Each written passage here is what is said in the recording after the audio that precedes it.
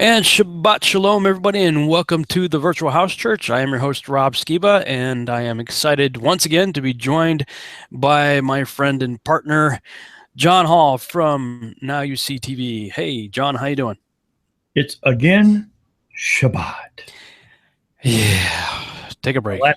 Last week I said take the gloves off, forget all the waves and the cracking and the fights, and just relax into him.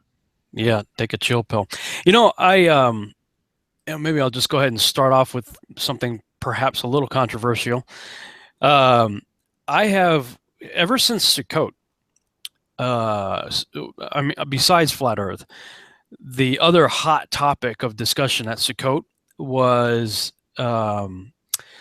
issues with the calendar, issues with the moon, issues when does a day begin. And as you know, I have been previously pretty dogmatic about a belief that the day begins at sunset. However, this past weekend at our home fellowship last Saturday, the people that I was talking with there, some of my friends, laid out a really compelling case that now has me scratching my head as to when the day begins. Right now I'm going with the default that it begins at sunset. But there's a book, I have it right here. This book right here, The Dead Sea Scrolls. And it's a definitive English translation of the Dead Sea Scrolls, very thick book. And I was compelled to start looking into it by Jacob Zaremba. He had it and was really talking it up at Sukkot. And then my friend David at this last Shabbat at our home fellowship had the book. In fact, he had mailed a copy of that book to me, but I had already gotten a copy of my own based on Jacob's referral. And so I gave my copy that David had sent me to my friend Kevin Roberts, who we meet at his house. And that book, that series of books right there, and there's a woman, I can't remember her name now, Dr. something or other, I forget her name, who's one of the world-renowned authorities or recognized authorities on the Dead Sea Scrolls. And she basically comes right out and says, these people kept the day at sunrise. And another friend of mine, Brian, sent me a document with all the scriptures talking about a day and what it means, what day means, and when a day begins, and making a pretty compelling argument that the day begins at sunrise. So, of course, my argument has always been, well, in the evening and the morning were the first day. I mean, right there in the Genesis creation account, right? And I can't remember exactly what he said, but he had a pretty good rebuttal to that. So, I was hardcore conjunction for a long time, and then I sat in a room for 3 hours with a guy whose obsession for the last 20 plus years was the calendar and the issues of the moon, and he moved me from conjunction to crescent with a very compelling scriptural argument. So that's where I am right now, is I'm looking at the argument still and trying to weigh it, and I don't know. There's a document called the War of the Children of Light and Children of Darkness or something like that. And if you think of different scripture references where you are children of the day, not of the night, different references, is one of the arguments that I heard was that Yeshua and his disciples were keeping a different calendar than the religious people of the day. And it was a calendar apparently that was known and in operation in the Galilee, which of course is where he spent most of his time, in the Galilee.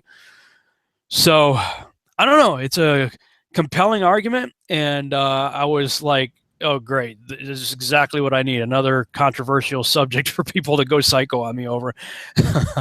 And what it may come down for me is because, I was like, well, is the evening still part of a day then? As in a 24-hour time period? Because we understand, that, even Yeshua talks about there's 12 hours in the day and 12 hours in the night. but we consider the combined 12-hour day, 12-hour night as a collective day. We have daytime, but a 24-hour period we call day. And so I said, is evening still included in it? And they said, yes, but it would be the evening that follows the sunrise. So in that case, if that's true, then Shabbat would begin at sunrise on Saturday. Saturday is still the Sabbath, but it would begin at sunrise and go till the following sunrise, which we would say is on Sunday. So maybe what I'm going to do is just to be safe, start Shabbat on Friday at sunset and carry it right through till Sunday morning, because I just want to do what's right, Time. I just want to do what's right. So I don't know. I'm just putting it out there that if the argument is convincing enough, then I may, switch my position on that, and then, I don't know if I'll be saying Shabbat Shalom on Friday night anymore. So we'll see. I've heard the arguments, and I've seen Jacob post a lot on the Dead Sea Scrolls, and he's got me interested, and I'm going to order the book because now I'm interested. Though there are folks out there, other researchers, who talk about those who kept the Dead Sea Scrolls, and that somehow, and I know you probably heard these arguments, where was it the Essenes? Essenes. The Essenes, that they were a shady group. So yeah, well, from what I understand, the people who actually wrote and kept the scrolls and hid them away weren't the Essenes. The Essenes showed up later, and then archaeologists just assigned everything that they had to do with that region to the Essenes, but that they were later occupants of the region. So again, it's all part of the, okay, here's some new information, I got to look into it a little deeper. So, what's unfortunate is a lot of people out there, even just putting this suggestion forward, like right now, are automatically going to throw us into a camp. Oh, boom, you're in a camp. It's like, I'm considering the options right here. I mean, like even with the flat earth thing, it took me over a year to finally, make a commitment, because I was trying to weigh both out. I mean, I'm like, I got 46 years worth of one thing, and I've got all of barely a year of another thing over here. Don't throw me in a camp yet. I'm still weighing trying to figure it out. So, I'm on a quest for truth, and that's a perpetual thing. It has to do with every area of my life, pretty much. I just want to know what the truth is. And so, and most of the time, these quests are a journey, and a journey requires you walking it out, for a period of time till you arrive. And one of my friends started out this past year, as in the Hebrew year, beginning in the spring, trying to walk out the Enoch calendar. And I asked him about it. He's the same guy, David, that I was talking with. And he said, well, I started walking it out, but in the process of doing that, he said, I got a little bit sidetracked because of the information that I was seeing in the Dead Sea Scrolls, and this whole idea of when sunrise and sunset, when the day begins and all of that. So I don't know that he ever finished or came to a conclusion with the so-called Enoch calendar, but what he did say is, he said, I'm not really convinced that Enoch has a calendar per se, as much as Enoch is describing how the calendar works, as in what the luminaries are doing, how the luminaries function. And something else that came out of that conversation was Ezekiel's wheel within the wheel. And I have another book here. I think Garcia has done a lot of work on that, and and also Jacob. Yeah. This I haven't read this yet. Wheel of the Stars by Andrew Gabriel Roth, the ancient biblical calendar of the future. And I got this because this is the same guy that authored the Aramaic New Testament.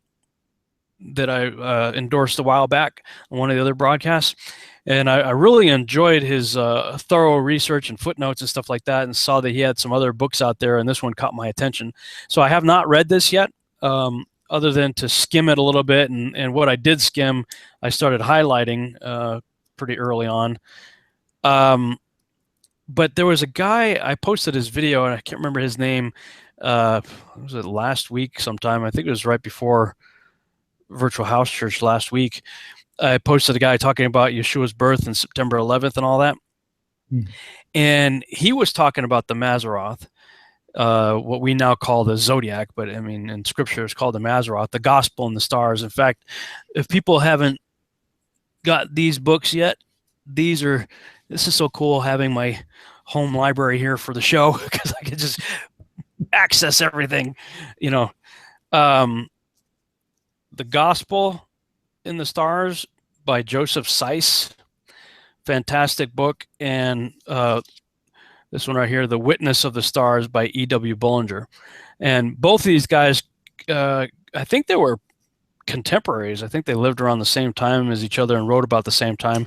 And it seems like they may have influenced each other's work. But regardless, both of these guys cover the Mazzaroth in terms of it being the gospel and the stars, literally the plan of God illustrated for us as a book in the stars, as it were. And the guy that I posted the video on, he made what I thought was a really compelling argument for Abraham when God said, you know, he made the promise that Abraham's seed will be as the stars of heaven, and that the promised seed of God himself will come through Abraham. And when he says count the stars, I think that the word, I could be butchering all this, but if I remember the way he articulated it, the word for count is more like recount or consider. Consider the stars. And if we take the idea of the gospel in the stars as the word pictures displayed out there, and what this guy was saying is, how did they know this? I mean, you look up at the stars of Leo, right? Do you see a lion? Do you look at the Big Dipper? Do you see a bear? You know, no, you see a bunch of stars in an interesting formation, but you don't see any of the pictures that all of the ancients saw. I mean, everybody saw it. And he's like, there's no way anybody just came up with that. They had to have been taught this. And, you know, ideally, I would imagine Yahuwah taught Adam, you know, and that story progressed. But we also see the Watchers in the book of Enoch. It says Kokabel was one of the named archons that came down in the days of Jared, taught men the constellations. So either way, whether Yahuwah did it or the Watchers did it, the constellations, as in the story, was taught to mankind. And so when God was saying, consider the story, if you will, Abraham got it. And, you know, Hebrews talked about Abraham believed God was counted to him, you know, as righteousness, that he very likely believed that Isaac was the fulfillment of the gospel in the stars, which is why he said, you know, okay, you know, I mean, here's a guy who has been wanting offspring his whole life. He's 100 years old and wanted to have offspring with his wife, Sarah. You know, we know how the Ishmael deal turned out. So then they finally have the promised child. And not too long after that, you know, he's told to kill this promised child. And we don't really see an argument from Abraham. He's like, okay, well, that's what I got to do. I mean, I'm sure he was upset about it and grieved about it, but when you just read the text, we don't see, you know, a big protest. I mean, you consider he protested the destruction of Sodom and Gomorrah more than he did, you know, he's bargaining with God over Sodom and Gomorrah. We don't see any of that kind of protest or bargaining or anything with regard to killing his own son, you know. And the reason for that was, in his mind, well, you know, I've seen the story. I know how the story ends. He's going to resurrect. You know, if I kill him, he's going to resurrect. And so he's ready to, it's almost like that was the litmus test to see if Abraham really did believe the story that he saw in the stars when the promise was first given to him. And so he sees the story. He's like, okay, yeah, I get it. I believe you. Cool. Then Isaac's born, and then a number of years later, okay, kill your son. Did you really believe the story that you said you understood all those years prior? And so clearly he did believe the story. He was about to go through with it, and we know how the story ends. You know, God stopped his hand, and it says, I will provide myself a lamb. You know, it didn't say I will go get a lamb. He said, I'm going to provide the lamb, you know, myself. I'm going to provide myself as the lamb. I mean, you can almost read it that way. So I find all of that extremely compelling and very fascinating, this whole idea of the gospel and the stars. And I had covered it quite a bit in my Yahuwah Triangle series, not so much in the video portion of it, but if you go read the blog portion of it. Now, granted, in that first section, I still believed the earth was a globe, and so I was writing with that mentality. But I was talking about the Great Pyramids and the various star signs that they were pointing to, that the various shafts, they call them air shafts, in the King's Chamber and the Queen's Chamber, that were pointing to certain constellations. And most archaeologists and stuff are referring to them, those constellations, you know, from the Egyptian mindset. But if you take those same constellations and go look at them from the book and the stars mindset of the gospel and the stars, those constellations take on whole different meanings. And the particular ones that the pyramids are focused on is telling a story. And so I had already studied quite a bit of it, but I didn't have all these different pieces of the puzzle that I'm starting to see right now. And when this guy was kind of putting those pieces together in that video, it just made me think, wow, was Ezekiel's wheel within the wheel in sort of traditional fringe Christianity, it's always been sort of understood to be UFO or the what's it, the Merkaba, I think is the word, the chariots of the gods, you know, the vehicle that the angels get around in. And, you know, we've seen movies like the movie Knowing with Nicolas Cage, and at the end of the movie, they sort of depict these alien beings that the same way. And in fact, Ezekiel's wheel within the wheel was a primary theme in that movie. But now I'm looking at it going, wait a minute. If you go back to the biblical cosmological worldview that every author who wrote about the cosmology had from Genesis to Revelation, and if you put that mindset on and go back and read the text again, it appears to me that Ezekiel was pulled out of Yahuwah's terrarium and given a bird's eye view of the whole thing, with Yahuwah's throne sitting on top of the firmament. And the wheel within the wheel is the Mazzaroth, what we call the zodiac today, and the deacons. The deacons are lesser constellations, which kind of coincide and go along with the major constellations. Wheel within the wheel, and these when you take the constellations and visualize them as pictographs, they are entities. They are people. They are animals. They are beings with eyes. And so when you see the wheel within the wheels, it had many eyes and all that stuff. It's all taking on whole new meaning to me, and I believe more of a biblical set of meanings rather than speculative set of meanings. I mean, you know, for a long time I was in that sort of the aliens, chariots of the gods mindset with regard to Ezekiel. But now when I look at these books and what these guys are saying and what other people are the conclusions that they're coming to, and if you just look at the biblical circular flat earth with the sun and moon going over them, it is a clock face. And the sun, moon, and stars are there for keeping time, for keeping times and seasons, and they are moving. We are not moving. Those wheels in the sky are moving. Everything up there is moving. We're stationary. So just kind of circling back around to what I started with in the beginning, I'm really an open slate at this point. I'm an open book. I am on a quest for truth. I'm searching, and I will say what I've said so many times before. I'm not your teacher. I'm just a dude with opinions. Don't believe me. You know, I'm expressing some things that I'm looking into right now, but let the Holy Spirit be your guide. Let the Holy Spirit be your teacher. Search these things out and see if they be true for yourself. I'm just explaining my journey right now. Well, Rob, I've heard you say several times that, when you take a stance on something and somebody brings something to you, like a new thought or a new theory, you always say, show me the scripture. Yeah. Show me the scripture and prove me wrong. Yeah. And you've done it with most everything that you've tackled and taken on. So at your fellowship, did they bring it to you in that kind of context? Yeah, they were giving me lots of stuff. In fact, I'm looking to see if I can pull it up right now. There was because my friend Brian had done quite a bit of research on it. It's one of those things. I'm fortunate to have a home fellowship where, for the most part, everybody there is very open to dialogue. Nobody's like, this is it, and you're a heretic if you don't believe it. And so we don't really have to start off with too many disclaimers in our conversation. We kind of just know it's a safe place to have open dialogue.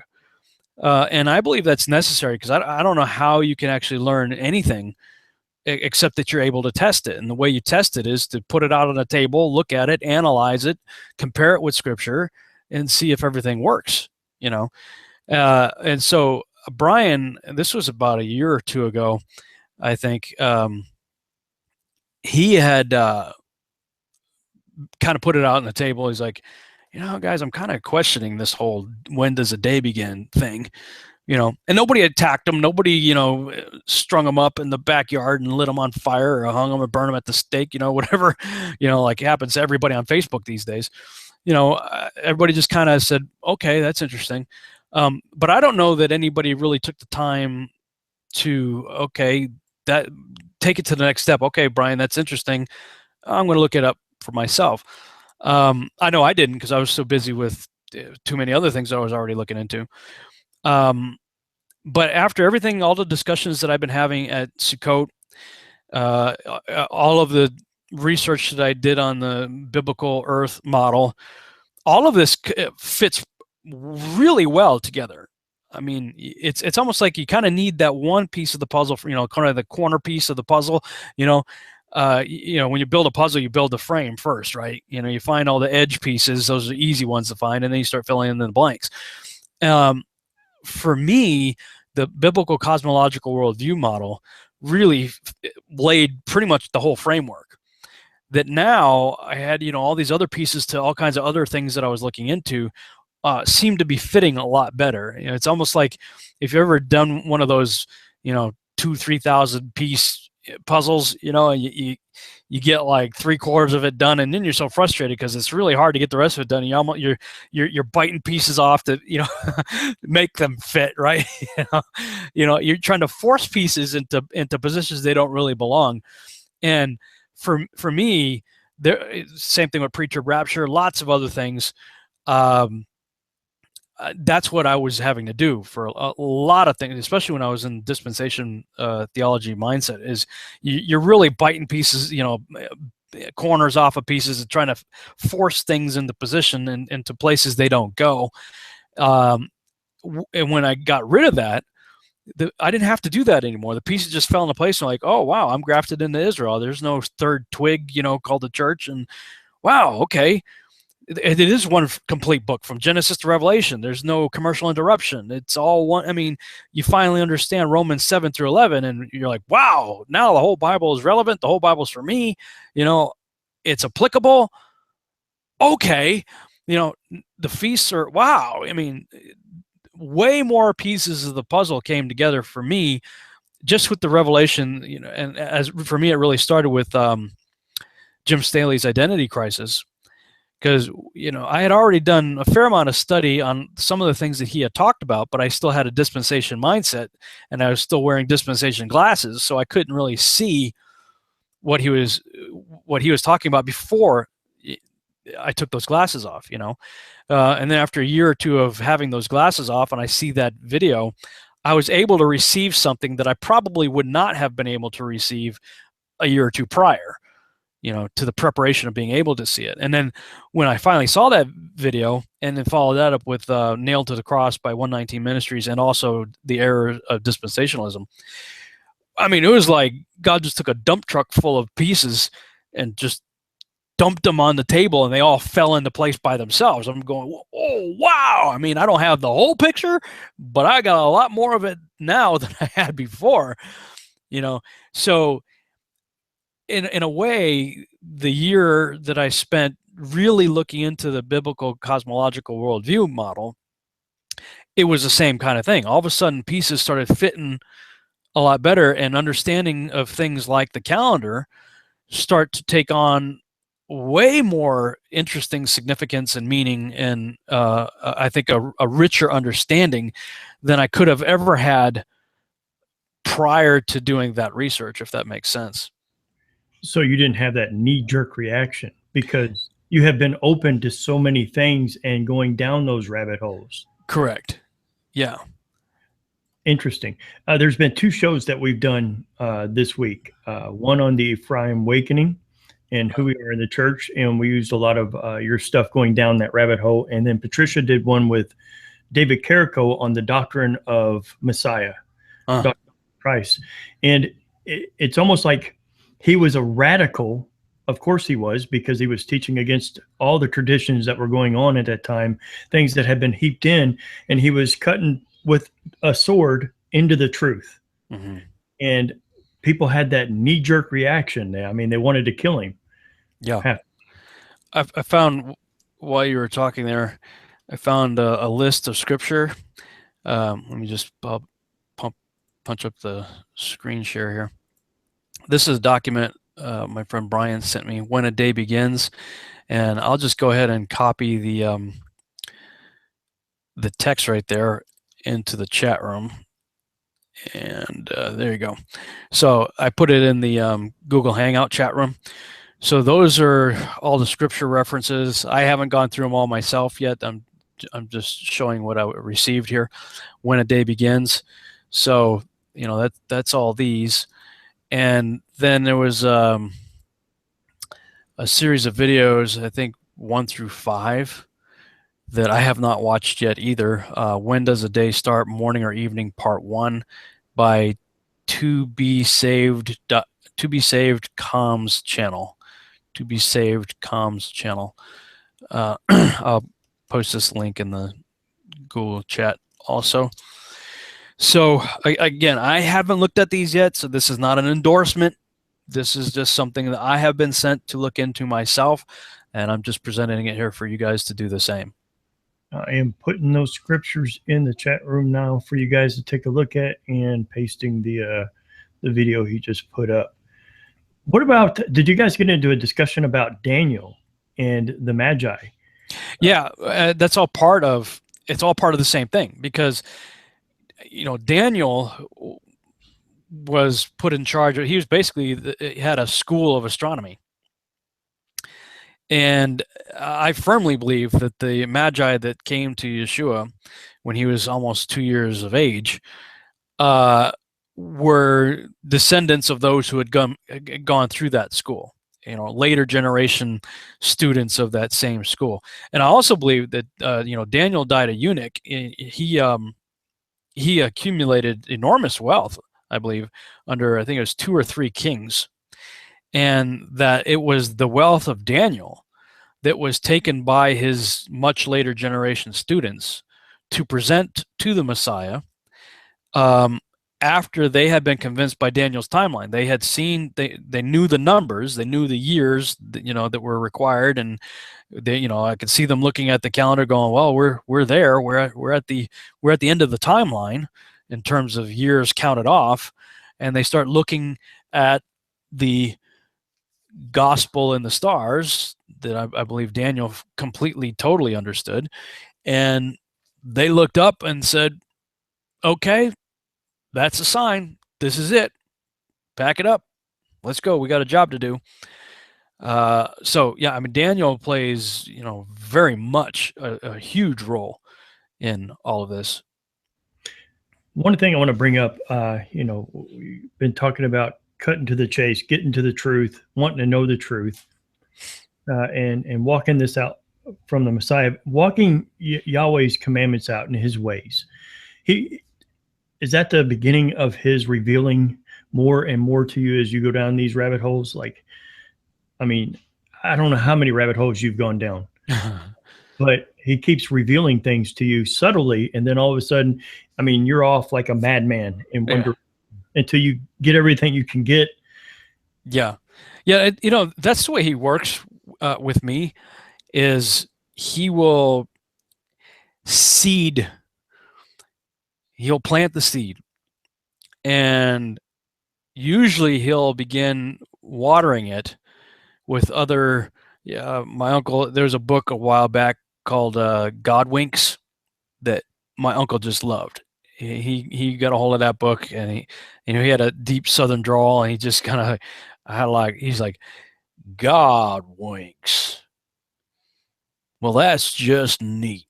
So he went and bought because there was like a book that would show up at like dollar stores, Dollar General kind of place, and he would go to like all the Dollar Generals and buy every book that they had. He'd just buy them by the box load, and then give them away to everybody. God winks, and for me, I live in a God wink zone. I think. It's become so commonplace now that all I can do is just smile and go, because it happens so much that it's like, okay, I'm going to just kind of plant this seed in you, Rob. And then when you see so many God winks along the way that you can't deny it anymore, you're finally going to look into it because I've not given you another choice, and that's definitely a way. I mean, when I think about the journey that has led me to where I am today and my current beliefs, I can see God wink seed watering that goes back at least to 1998 when he started just putting things in my path and books in my path and people in my path and billboards in my path and just things along the way that, you don't go from seed time to harvest overnight. And depending on whatever crop or whatever seed it is you're planting, it can take quite a while for it to go from a seed to a fruit producing tree. It could take years in some cases. And this was something else I learned along the same lines when I was a missionary. When I went to China in particular, the sort of the orientation class that we went through before we went there, each of these restricted access countries that we went to obviously had different restrictions on what you can and can't do, and sort of ways around those restrictions, within the system that you can still be effective, And one of the things that they told us before I went to China was, don't go in with an agenda. Don't go in and expect to plant the seed, water it, and harvest it, in a half-hour conversation, which I think is the mistake that many, especially short-term missionaries, do. People who go on a short-term mission trip, with their church or whatever for a week somewhere, and they have all these little tools. The EvangeCube is one of the tools that a lot of times they would use. EvangeCube is sort of like this Rubik's Cube with Jesus pictures on it. It starts with Adam and Eve and goes to the cross. And you kind of like, here's Adam and Eve, and here's original sin, and here's da-da-da, and then here's the cross, and then here's the empty tomb, and here's the plan of salvation, get saved. And you're knocking on doors with an interpreter, and you're trying to go from seed time to harvest in like 20 minutes through interpretation. And yes, we were effective. Maybe, I think sometimes people are just being polite. They do what they want you to do. Other times I know that God had in fact prepared the way. There are many times when I know that he had prepared a family's hearts well in advance of us coming there, and we were just there to, close the deal. So they were already long time prepared.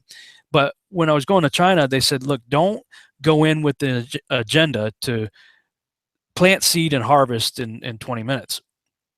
Just go to be the vessel that God has you in that other person's journey. You may be there to plant the seed for the first time. You may be there to water a seed that somebody else has planted, who knows how long ago. And every now and then, you may get the enormous privilege of harvesting what has been planted and watered. but don't go in with an agenda. Don't go in, I'm going to be a closer today. You know, I want to see, you know, 100 people get saved this week. You know, it's a noble ambition, but just think about it. If somebody comes knocking on your door, you know, speaking Chinese with an interpreter, and it has a Buddha Rubik's cube or a Confucius cube or something, and through interpretation tries to convert you from being a Christian into, you know, Buddhist or Confucius or something else in a 20-minute conversation through interpretation with a Rubik's cube. I mean, think about how absurd that would be to you. It's got to be just absurd to these other people. You know, it wasn't until I kind of put myself in their shoes and I looked at what we were doing, and I'm going, I don't really see this as being the right way to do it.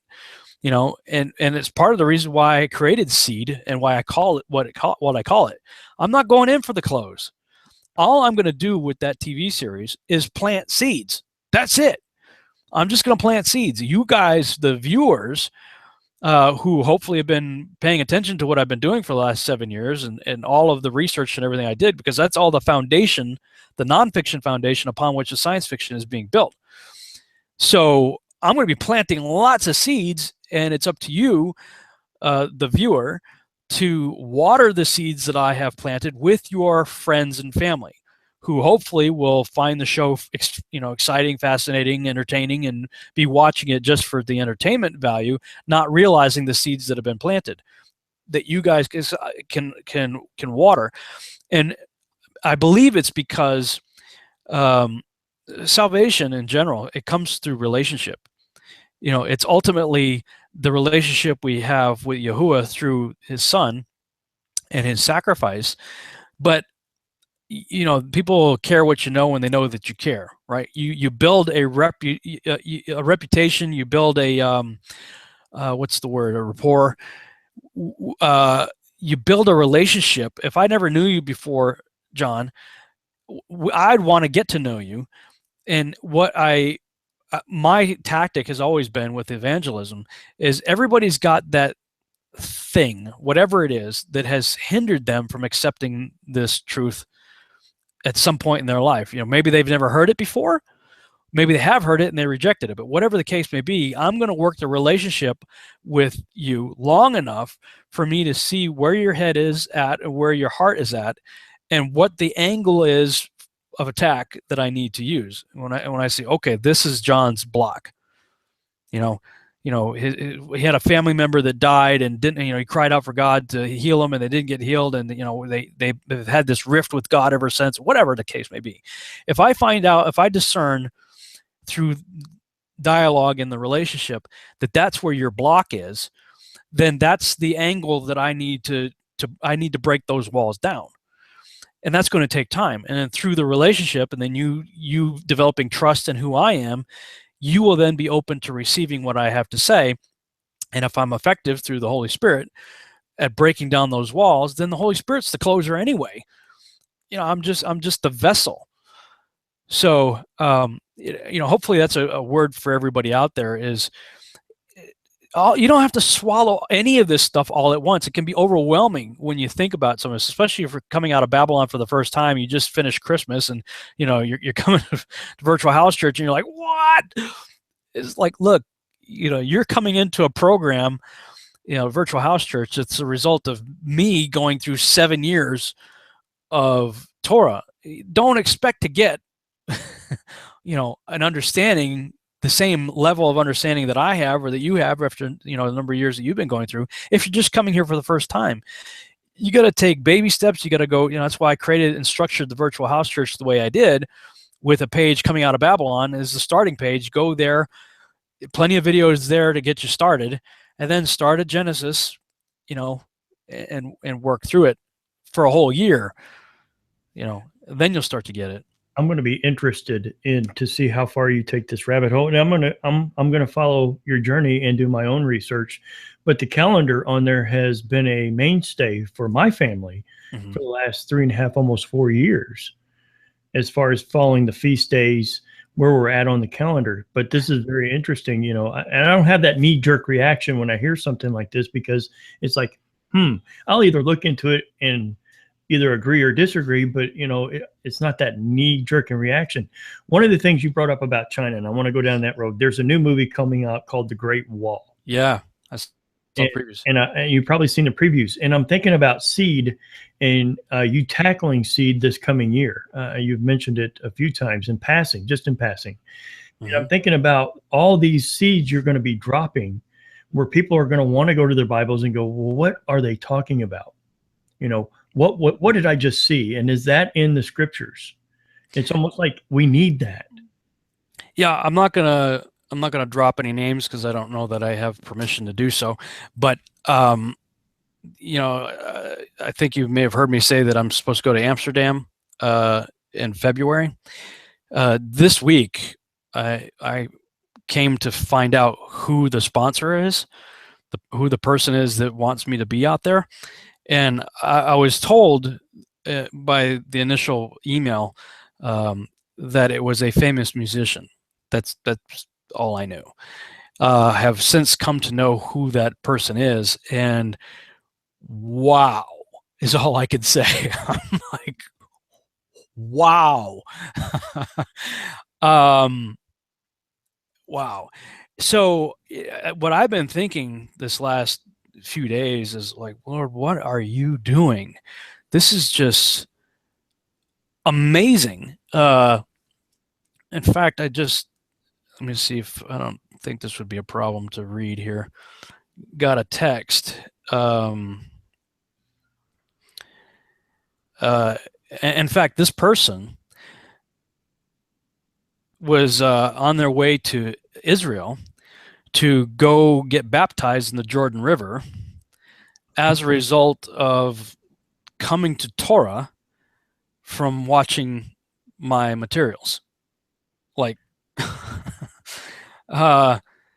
she said the person that connected us was trying to get us to have a phone conversations because he wanted to talk to me before he actually went and got baptized. Didn't work out that way. And he says, I got your number after I had dipped myself in the Jordan, so I'm hoping that it went the way it should. He said, you've inspired me to go after I've heard your videos on baptism in one of your Torah portions. I'm on my way to get some food, and he talks about it. He says, anyway, I'm really hoping to see you on the other side of the circle in the new year and offer a platform to plant more seeds abroad. Your thoughts and findings are really powerful, and if I can help you share them with the world, I'm more than willing to help. Hope to talk to you soon. The Father's so good.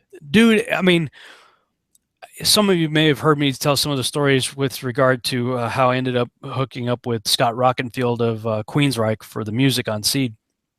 And see, this is what drives me crazy about people who don't understand how God works. Is they'll look at, okay, like Scott, he's a founding member and drummer of Queensryche, a heavy metal rock band. And people are like, what are you doing? I thought this was a Christian production. I'm like, well, I am a Christian, but Seed is meant to be a secular show. So personally, while I would certainly like to have a lot of prayer support and Christians behind the project, I don't care who gets involved with it. I want talented people, period. I want talented people. And if they happen to be saved, great. If they happen to not be saved, that's just as great to me, because I want to see what working on the project does to them. I mean, that's the whole purpose of the project, And when I heard the backstory on how that whole deal came about, I can't help but know that God, it's full of God winks and that God's doing something.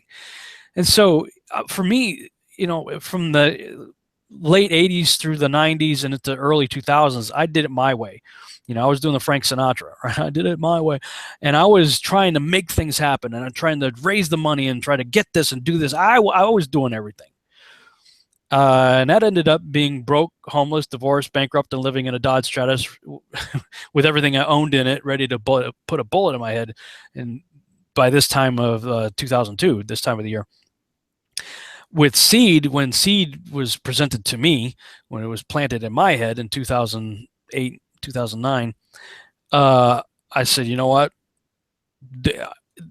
You're going to do it. I'll be the camera guy. I'll be your gopher, production assistant, whatever. But you're going to have to do it. Because I know I have within me the capability and, the know-how to go out there, beat the streets, find investors. I've raised lots of money before for projects, lots of money, and helped other, when I worked at East West Ministries, I helped them go from, I think their budget when I first got there was like 6 million a year, something like that, to well over 20 million, so I know how to do it. But then I'd be taking credit for it. I'd be doing it and it'd be my way. I don't want to do that. And so I've always held it out like this instead of like this. I'm like, okay, Father, you bring the people, you bring the resources, you make it happen. And, here am I, I'll go where you want me to do and do what you want me to do with what you bring to me. And, for the last 7 years, I've been doing the research in all the books and DVDs and presentations I've been doing over the years. That has been my job. But April 1st of 2017 will be 7 years since I stepped out in faith to do what I'm doing now. And I feel like that's my sabbatical year. And the way I understand it is I'm to rest from those labors and watch the fruit come in. And then I get this invite, and then I find out who this person is, and I'm going, okay, Lord, I mean, wow. Mm-hmm. And, I'll just say it's a better way to live. A guy named Fernando posted something on my Facebook page. In fact, I just posted it as a status a couple of days ago, or yesterday, I think it was. He said, anything we try to do outside of God's purpose in us will be self-funded without strength. We will indeed find ourselves weakened, worried, and inevitably shipwrecked. At my job where I perform a task, I am given a work order.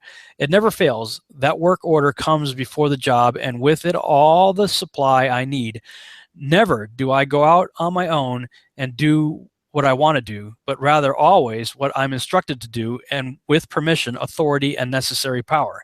I literally cannot remember one day I went out on a job and did not have what I need to complete it.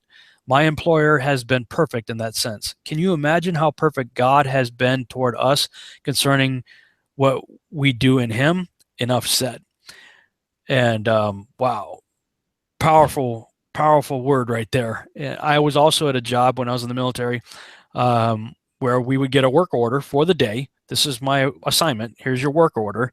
And it would have the detailed instructions of what I'm supposed to do.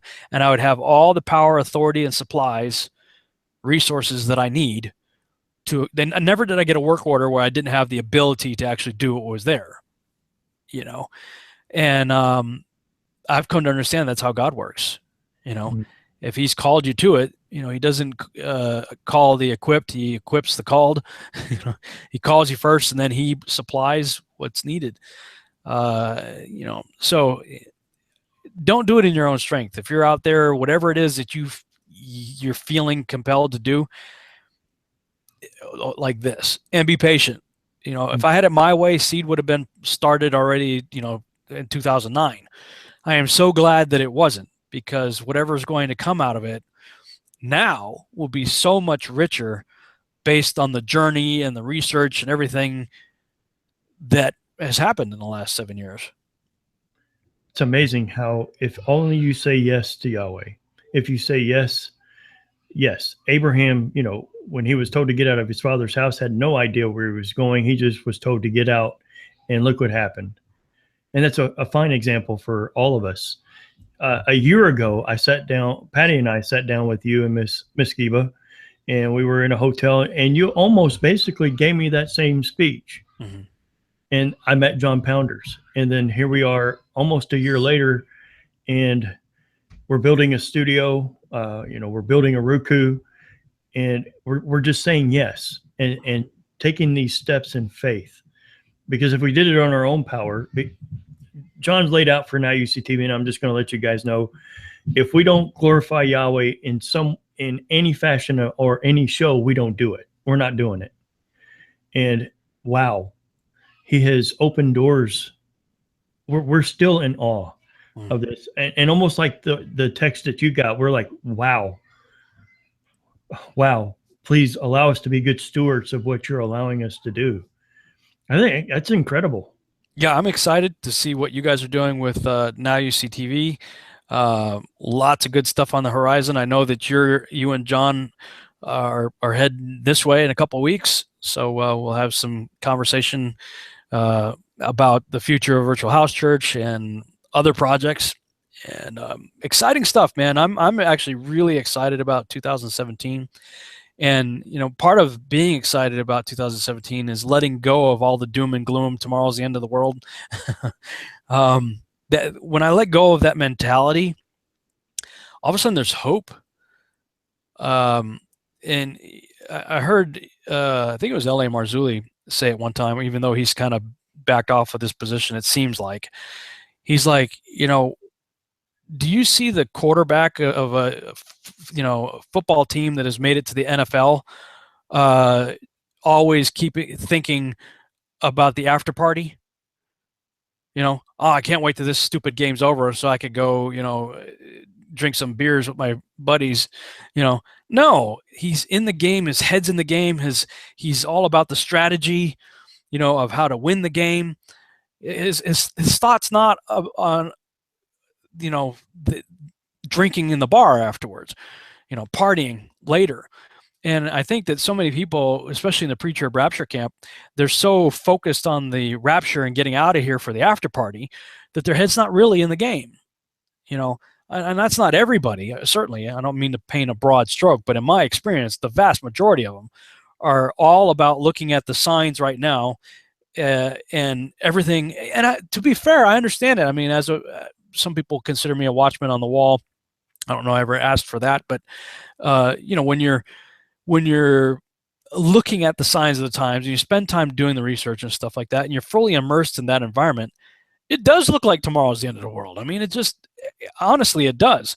But when you take a step back from that, and I started thinking this way after visiting my family in Florida a couple of years ago when they got a winter home down there, and would invite us to go out there and just spend some time, hang out, to go to the beach, hanging out at the beach in February. I mean, that's pretty cool. And you see families, having picnics together and throwing frisbees and, walking the dog and jogging on, along the water, living life and just enjoying it. I'm going, the end times, the way the end times are described, it's going to be so bad. I mean, it's going to make the times of Noah pale in comparison. When you understand how bad the days of Noah were, it said that men had only evil continually in their heart and mind.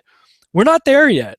There are certainly people out there who do have only evil continually in their heart and mind, but they're in the vast minority.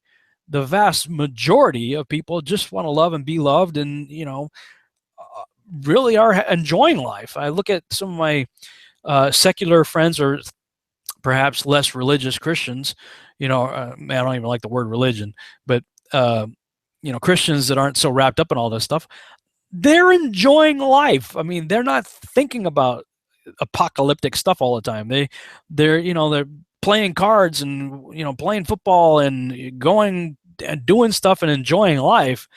When I was kind of fully immersed in that sort of prophecy circuit, you can't enjoy life because everything you look at is bad. Everything you look at is getting worse.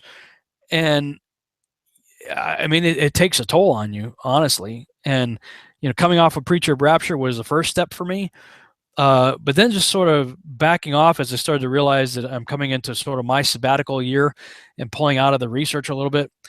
I have started to just hear the birds sing again, walk outside like, wow, it's a nice day out here. Wow, I'm excited. I mean, look at who's looking at my project right now. Look at who's inviting me to go to Amsterdam. Look at what's happening around me. And I'm thinking, you've heard me say it for a long time. I believe we have a lot more time. And I plan on taking full advantage of it.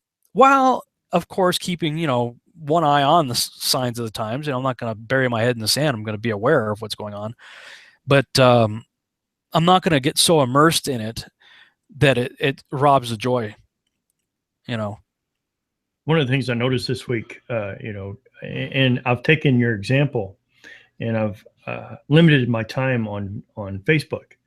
And you did I think maybe three posts this week, and the one that caught my attention the most was you've limited your time. Yeah. I'm thinking, okay, and I get that. I understand that. You go out and smell the roses. Mm-hmm. Well, it's being winter, you know, up here, but I'm just here listening to the birds, enjoying the life that Yahweh's given you.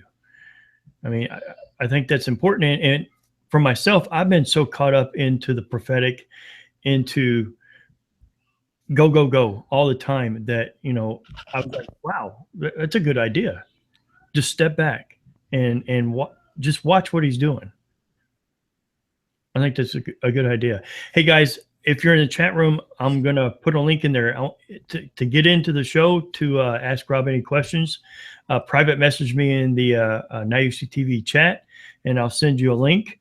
I want to get to some of these questions because there's a few that's popped up. Well, before we do that, because I sucked up an hour just rambling here. I apologize for that, guys. But let me tell you, like I tell John Pounders during the week, let her rip. Just let her rip. Just let her rip. Well, you know, again, this is the year we're not actually going through the Torah portion, you know, line by line like we've done in previous years. We've done that already. This week's Torah portion, or Bible study, I should say, it's not just the Torah, it's everything, is week number 10. So I would encourage everybody to go to virtualhousechurch.com, weekly Bible study, scroll down to Genesis week 10. These are the scripture references for this week. Of course, we have the 2012 broadcast audio, 2013 turned into video, and the Way Biblical Fellowship has some commentary there. Obviously, I want to keep pointing people to yourlivingwaters.com. The commentaries here, great in-depth study you could go through there. And now that I got the audio thing working again, I'll just pop this on real quick so people know an overview of this week's study.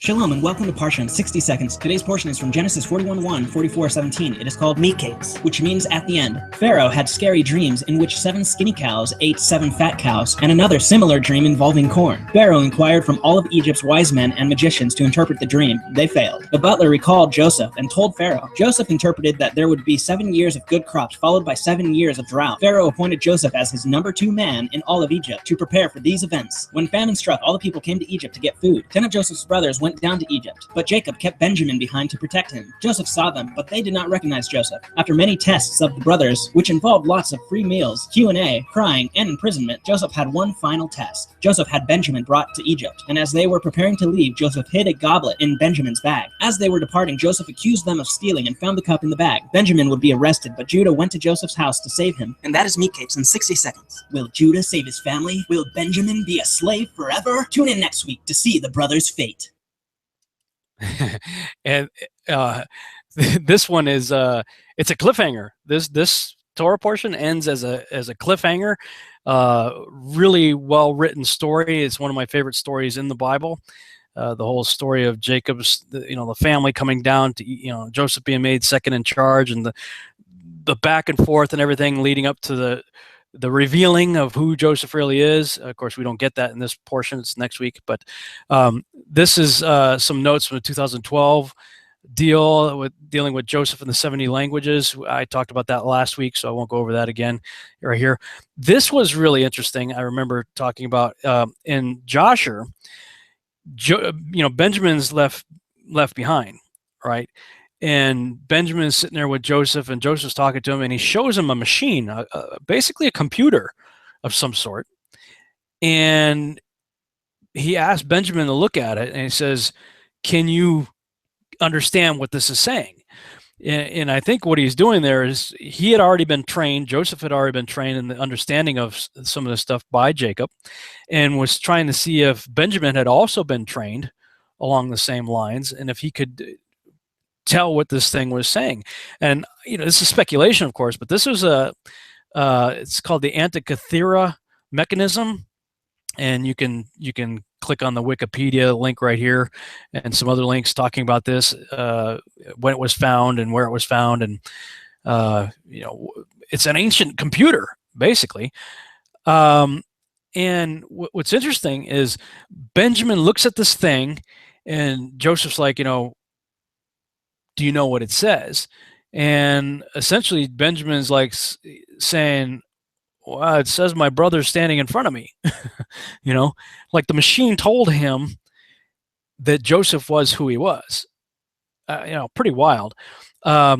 This is a continuation from last week when I pointed out that week 9 was the first time I had been introduced to Torah portions, and the teacher had us draw a line down the center of the page and write Yeshua on one side and Joseph on the other, and try to come up with as many parallels as we can.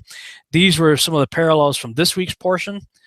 In fact, last week, week 9, if you scroll all the way down to the bottom of the page, here were some of the other ones. These were from my notes. These are the ones that I originally found when I really had never thought about it much at all.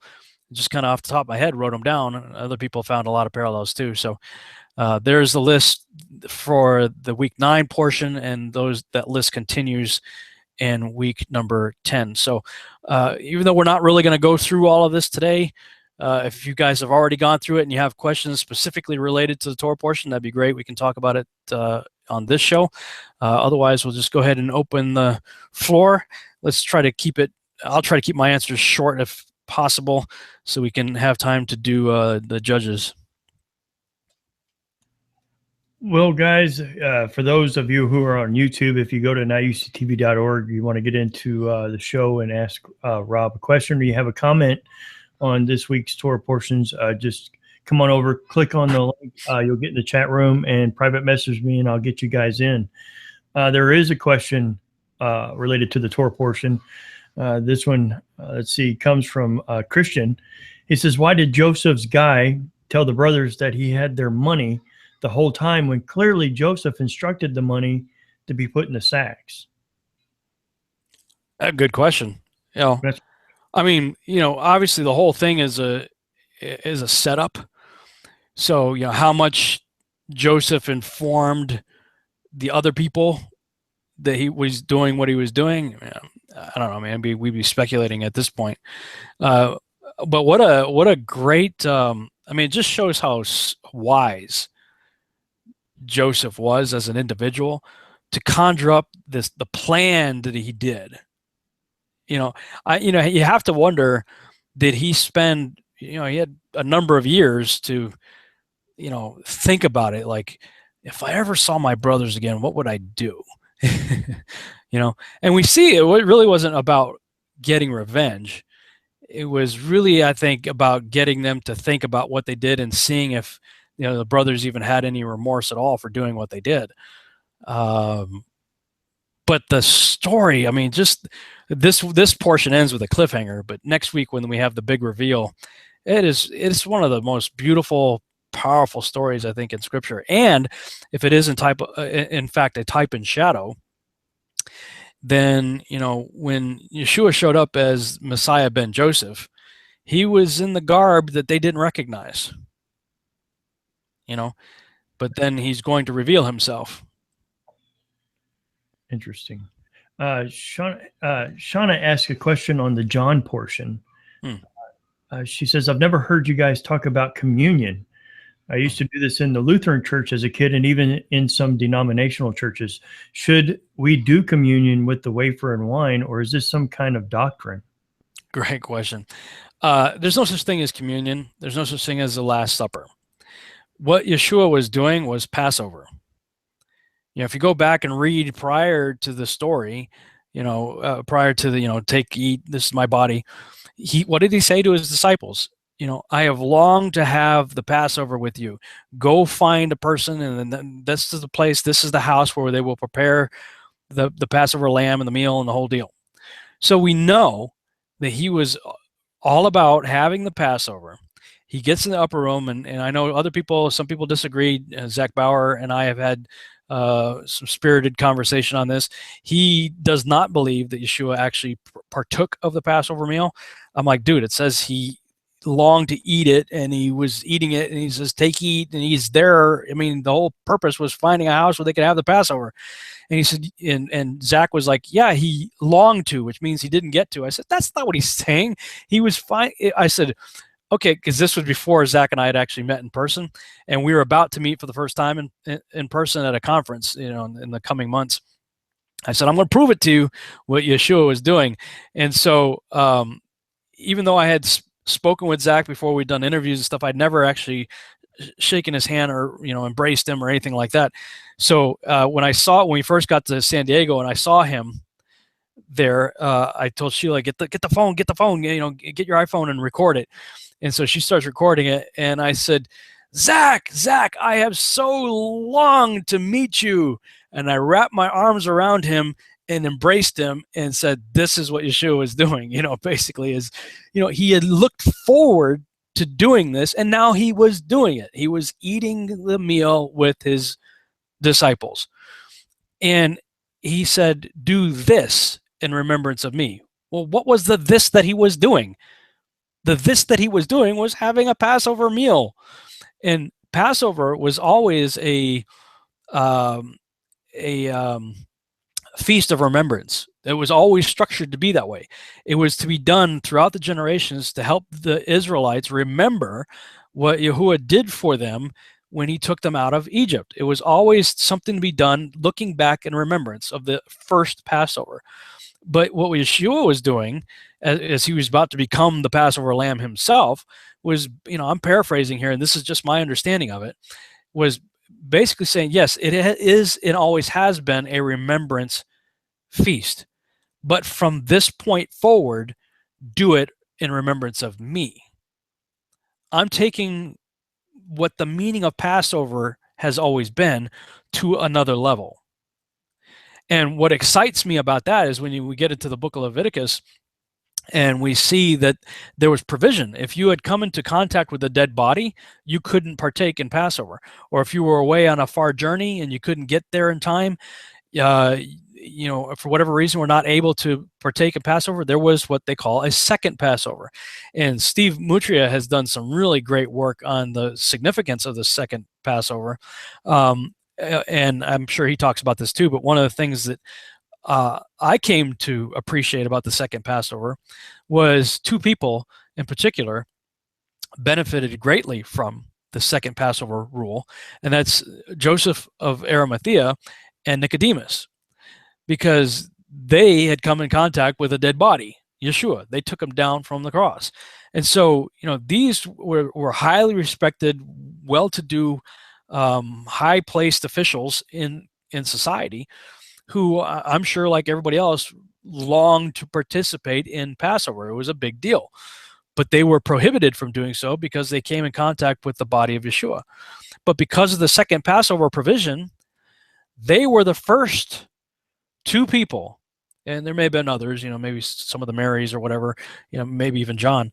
Some of the others who were there at the crucifixion and may have touched the body were the first to partake of Passover with the risen Savior, because he stuck around for 40 days, right? Well, the second Passover is 30 days later. So they would have been able to literally do Passover in remembrance of him for the first time, doing it with the risen Passover lamb with them. And I think, wow, here's this provision that was put in place by Moses thousands of years prior.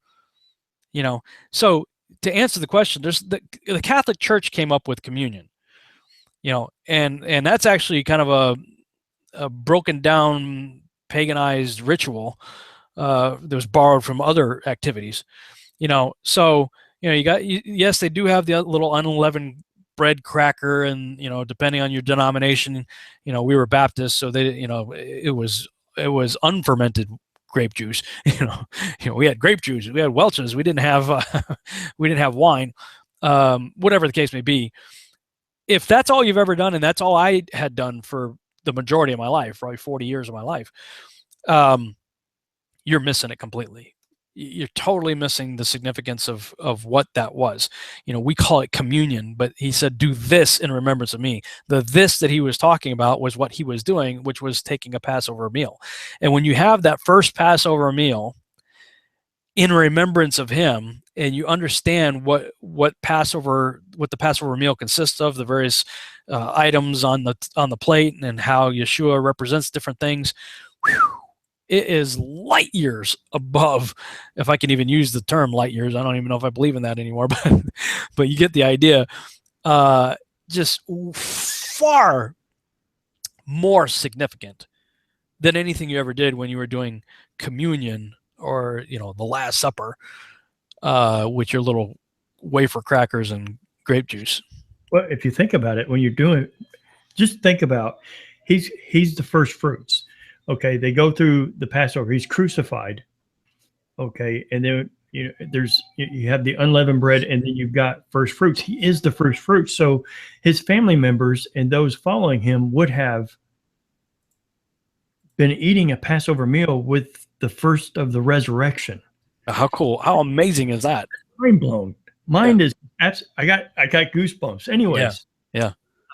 One of the questions is, now that you didn't have a knee-jerk reaction at your fellowship when the calendar was brought up, how does this work with the Messiah now, with 3 days and 3 nights in the grave and being the first fruits? Have you given that any thought? I did. In fact, that was it's still currently one of my hang-ups to embracing the whole thing, is because my understanding of the day beginning at sunset, to me, is a way better fit for the events of the Passion, and getting him down from the cross before Sabbath begins, But I could be wrong in this, but my understanding of the counter argument was that, if we can use the term children of the night, the religious leaders of the day and sort of the in vogue calendar that everybody was using right now, those people who had that mentality were following the sunset calendar. And so they were going by what they knew and understood. Whereas the children of the light, it wouldn't have been an issue anyway. In fact, all the events would have been the day before, which is another interesting argument, that Yeshua was partaking of Passover on that day that would have been, but I'm like his Passover day would have been, let's say, Tuesday, and the religious leader's Passover day was the next day on Wednesday, which would have began at sunset on Tuesday. So I still got to work through all that. Right now I'm of the mindset that everything fits perfectly with the day beginning at sunset, and him having a Wednesday crucifixion, and then the Sabbath, being sunset on Friday. All that timing, at least in my mind currently, works out way better with the sunset argument. But, this is the first time I've ever given any thought. So I called it flipping the board, on the chessboard. This is my side of the chessboard. I know the pieces that I'm moving, and I know the thoughts that I have, but what are you thinking? You're coming at me with a different point of view. So what if I flip the chessboard and try to look at the pieces from your side of the table? What would I come up with? I am only now in the stage of beginning to turn that table, to flip the board. So I don't really have any answers. I frankly have way more questions than I have answers. But that doesn't mean there's only one solution. And that was the same with the biblical Earth model. The knee-jerk reaction was, we all know it's a globe for this, that, and the other thing. And, you've seen the videos, 10 reasons why we know the Earth's a globe. Well, when I flipped the board on that, immediately 8 of 10 were easy to just obliterate. Once I remove the cognitive dissonance and just said, well, how would I argue against this logically if I believed passionately the other point of view? And, 8 of the 10 were easy, and the other 2 were a little harder, but they eventually were solvable in my mind, but it took a year of walking that journey out to be able to really kind of see the other side of the table and have a convincing counter argument from that side of the table. So that's where I'm at on the calendar issue. Thank you. It looks like Sandy has, she just joined in, and then she just popped in, popped out. Yeah. One of the questions in there, Stephen asked, so if Yeshua is partaking in the Passover meal and Passover is not until the next day, how does that work? Well, again, that's part of the question with this new understanding that I have questions on. With the old understanding, though, let me do a screen share. That issue was addressed, I don't know if it was on this one, Passover. Yeah. So if you go on virtualhousechurch.com and scroll down to where it says Passover, look at that. They pulled another Jim Staley video again. It just infuriates me, man. I hate that. Anyway, you scroll down. There's a link right here. Did Yeshua eat the Passover meal with his disciples? This is a woman named Marola. And we have to hit mute on Sandy there. The audio is getting feedback. John, can you mute Sandy? Hello. Okay. Well, anyway, there's feedback there.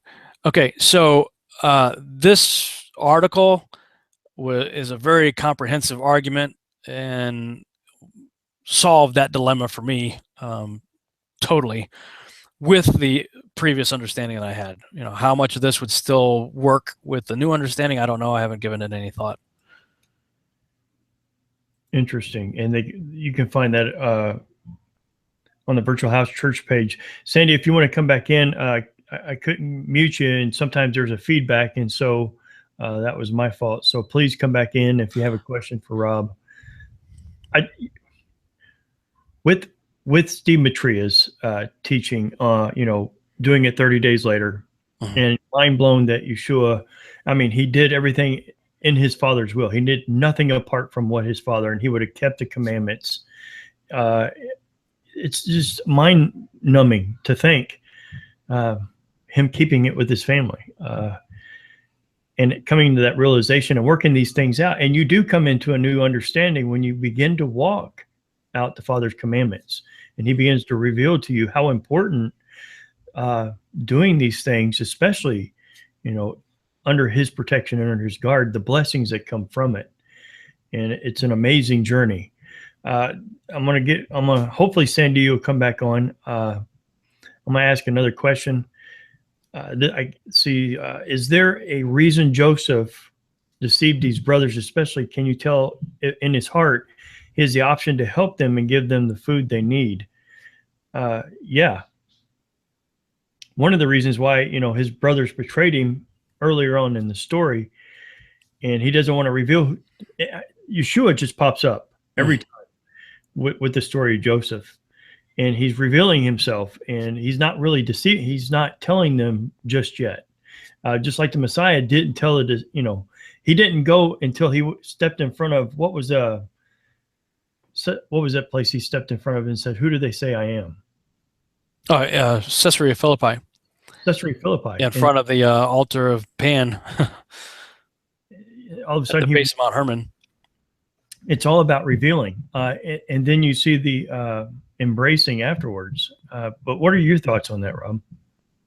Why the whole deception? Yeah. I do think part of it in our humanity is we want to see if there's, if somebody really hurts you, do they care? And I think the other part of it, and we can tell by his heart, it wasn't about spite, because if it was, he had the power. He's second in charge of Egypt, and his family's starving. He could have said, you know what, you guys screwed me over. How does prisons for the next 20 years sound for you? And, maybe I'll give you a crumb or two along the way just to keep you alive, so you get a little taste of what I had to go through. I mean, in our flesh, if you've been seriously wronged by somebody, the desire for revenge. That's just normal human nature. But we see that wasn't his nature. The whole process that he went through wasn't about revenge, but it does seem to be about, do they even regret it? How has, I know what my life's been like. How has their life been? But, ultimately he reveals himself in the next, we find sort of the answers to that in next week's portion, Well, Yeshua's brothers came to him, says, are you going to go to the feast of, the Feast of Sukkot? Are you going to Tabernacles? He says, it's not my time yet. And he's kind of pushing them, say, go before me. It's not my time to go up there. And then secretly he goes and begins teaching in the temple. Well, at that time, they were trying to kill him. Just outright kill him. And he said, and these are his brother, his own flesh and blood, that really didn't believe him at first. I mean, it seemed like in the reading that they were giving him a hard time. And he said, no, it's not my time yet. But he does go. There's so many similarities between the story of Joseph and Yeshua. It's amazing. A lot of them. Plus, it provides us with, especially with the Torah portion breakdowns, the way they allotted them, with a great cliffhanger. I mean, it's like, stay tuned next week. Well, I think he answered one of the Trey's questions. He says and you're still playing tennis match with this one. How long would 3.5 days be? So, you're still pulling that around. I mean, the time period is still the same. It's just everything kind of shifts a number of hours, because it's not, even today, we don't begin our day till midnight, so it's not that calendar either. It's when the sun comes up, by this other reckoning, when the sun comes up, that's the beginning of the day, instead of when the sun goes down, or instead of midnight. Hey, Rob. Calm Crash. You're on mute, buddy. Hey guys, how's it going? Good. I just was hearing about this Joseph thing. This is pretty intense. This is great. There are no coincidences, but I've actually been going through some stuff myself on dealing with interaction with people on Facebook, and I actually thought I was being like trolled and attacked by this group of the same kind of people who keep coming back to me. And then all of a sudden I heard him, and he said, take everything to me in prayer. And so I did. I just heard that voice, and I listened to it, that still small voice. So I listened to it, and so I started praying, and I started praying about these people, because they always come back to me, and it's been really, really getting to me. Like I had the baby in one hand, and I'm trying to do Matthew 18:15 while I'm tired, while I'm toweling the house, while everybody in the house is puking and stuff. It was a bad idea. It wasn't very smart, but I really did want to work it out, right? And I don't like doing it through text. I want to pick up the phone and just talk to me, because I really did want to understand where he was coming from, because that's how I am. Because I'm always like, well, I'm an INFP, and this is how I am. This is how I am. So maybe they can kind of get where I'm coming from, and then maybe I could talk to them and figure out where they are, right? After he said that, I started praying, and then all of a sudden, Abba, he just starts telling me, like, man, this guy's fatherless. This guy's been abused. This guy has this pain. This guy's really hurt from this other confrontation. And I went, oh, wow. Okay, so here I am kind of being selfish. So sort of, like I was going through my own stuff. But if I had known where they were coming from, man, my heart would have been so much different. So, and this happened to me a couple days ago too. Like, and I don't care about showing using myself as a bad example of what not to do, Facebook in the flesh. But I was going through something similar, and God sent Jen Youngstead. She saw exactly what was going on in my house, and she was interceding for me. And so, I just want to encourage people out there that what Joseph did was really smart. I really wanted to find out where they're coming. I didn't care about the issue, because INFPs, when they do get in quarrels, they actually don't care about they don't care about who's right or who's wrong. They don't care at all. They just care how it makes them feel. And so that's all I wanted to do, was understand how I feel. So and then I came back to the computer, and I'm not a scripture guy at all. It just except for what God's given me. When I came back to the computer, I Googled it, and it said, whenever you're anxious, it's take everything to me in prayer and petition. So I just want to share that little testimony, and wow, this is awesome. Yeah. That's great, Rob. Although I question that you're an INFP. I think you're probably an ENFP from what I've seen. Well, yeah, I think he's brought me out of that INFP part. I am kind of behind the computer, doing like cameras and stuff. But yeah, but he's actually fixed that too. But that's not into something else. I think I'm a ENFP too. Are you? Yeah, I'm pretty sure. Okay. Yeah, it's been a while since I did the Myers-Briggs things, but I used to be all about looking into all that kind of stuff. And it is important to, as much as we can, try to understand you know, how the other person is wired. You know, one of the biggest revelations that I had a number of years ago is people don't think the same way I think.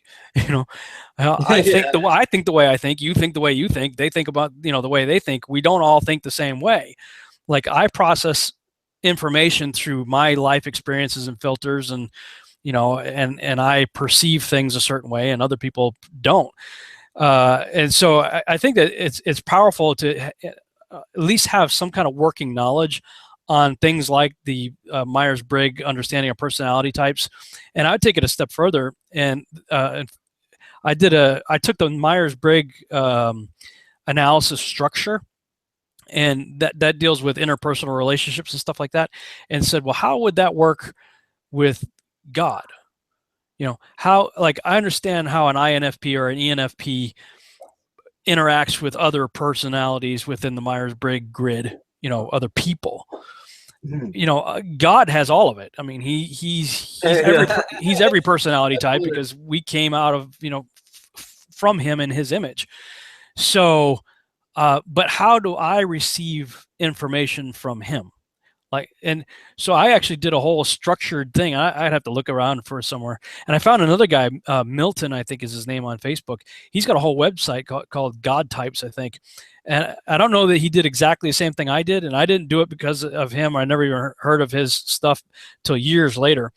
But when I applied the Myers-Briggs mentality and understanding to myself in my relationship with God and how I receive information from him, it helped me to understand a lot of the misunderstandings that I had in what God was trying to do in and through me and tell me and things like that. So, you know, I appreciate that you brought it up, because it is a powerful word, and it's hard on Facebook, man.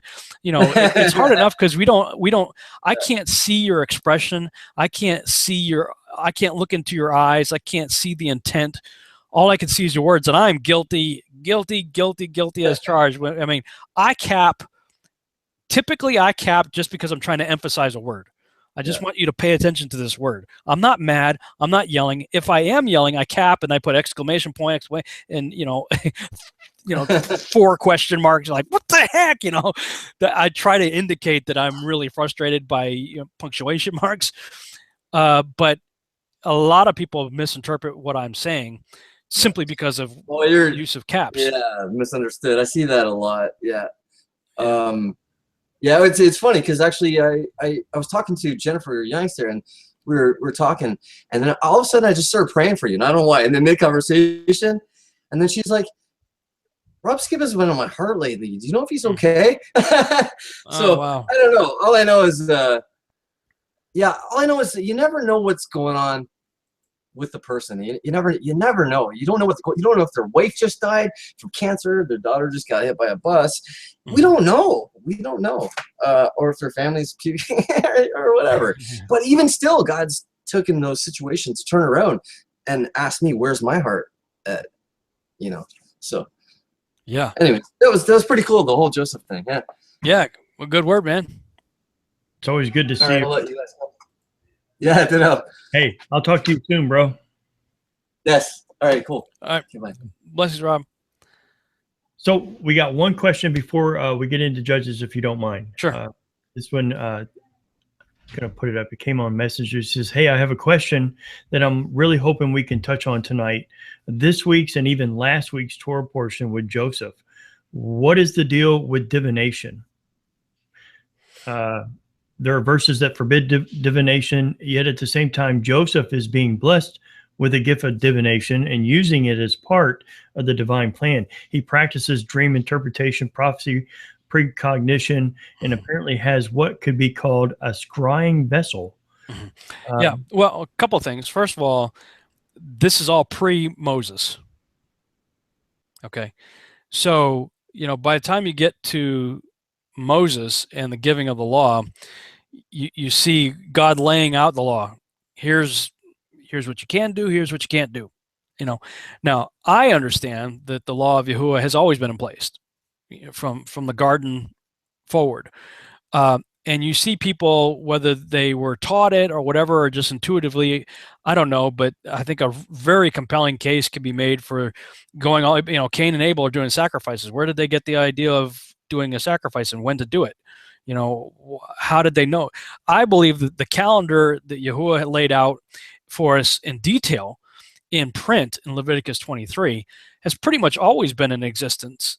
And major events like the flood and Sodom and Gomorrah and other things happened on appointed times also. So it's not like God just said, okay, I got new ideas and let's put it in print, by the time you get to Moses. However, I say that by trying to qualify with saying, maybe not everybody knew what was right and what was wrong, everything, until it was laid out in the time of Moses. That would be number one. Number two, Joseph is spent the majority of his life at this point, or half of his life or so, in Pharaoh's court, doing Pharaoh things as second in command. Moses did too. Moses was raised in Pharaoh's court, and that may be part of the reason why Moses, had a little bit added insight, is like, here are the dangers in doing this stuff, having seen what the Pharaoh magicians would do, and probably understood all that very well, and what that can lead to. I mean, when you think about divination today, going to psychics and playing with things like Ouija boards and stuff like that, you are, no matter how you look at it, you're dealing with spiritual entities.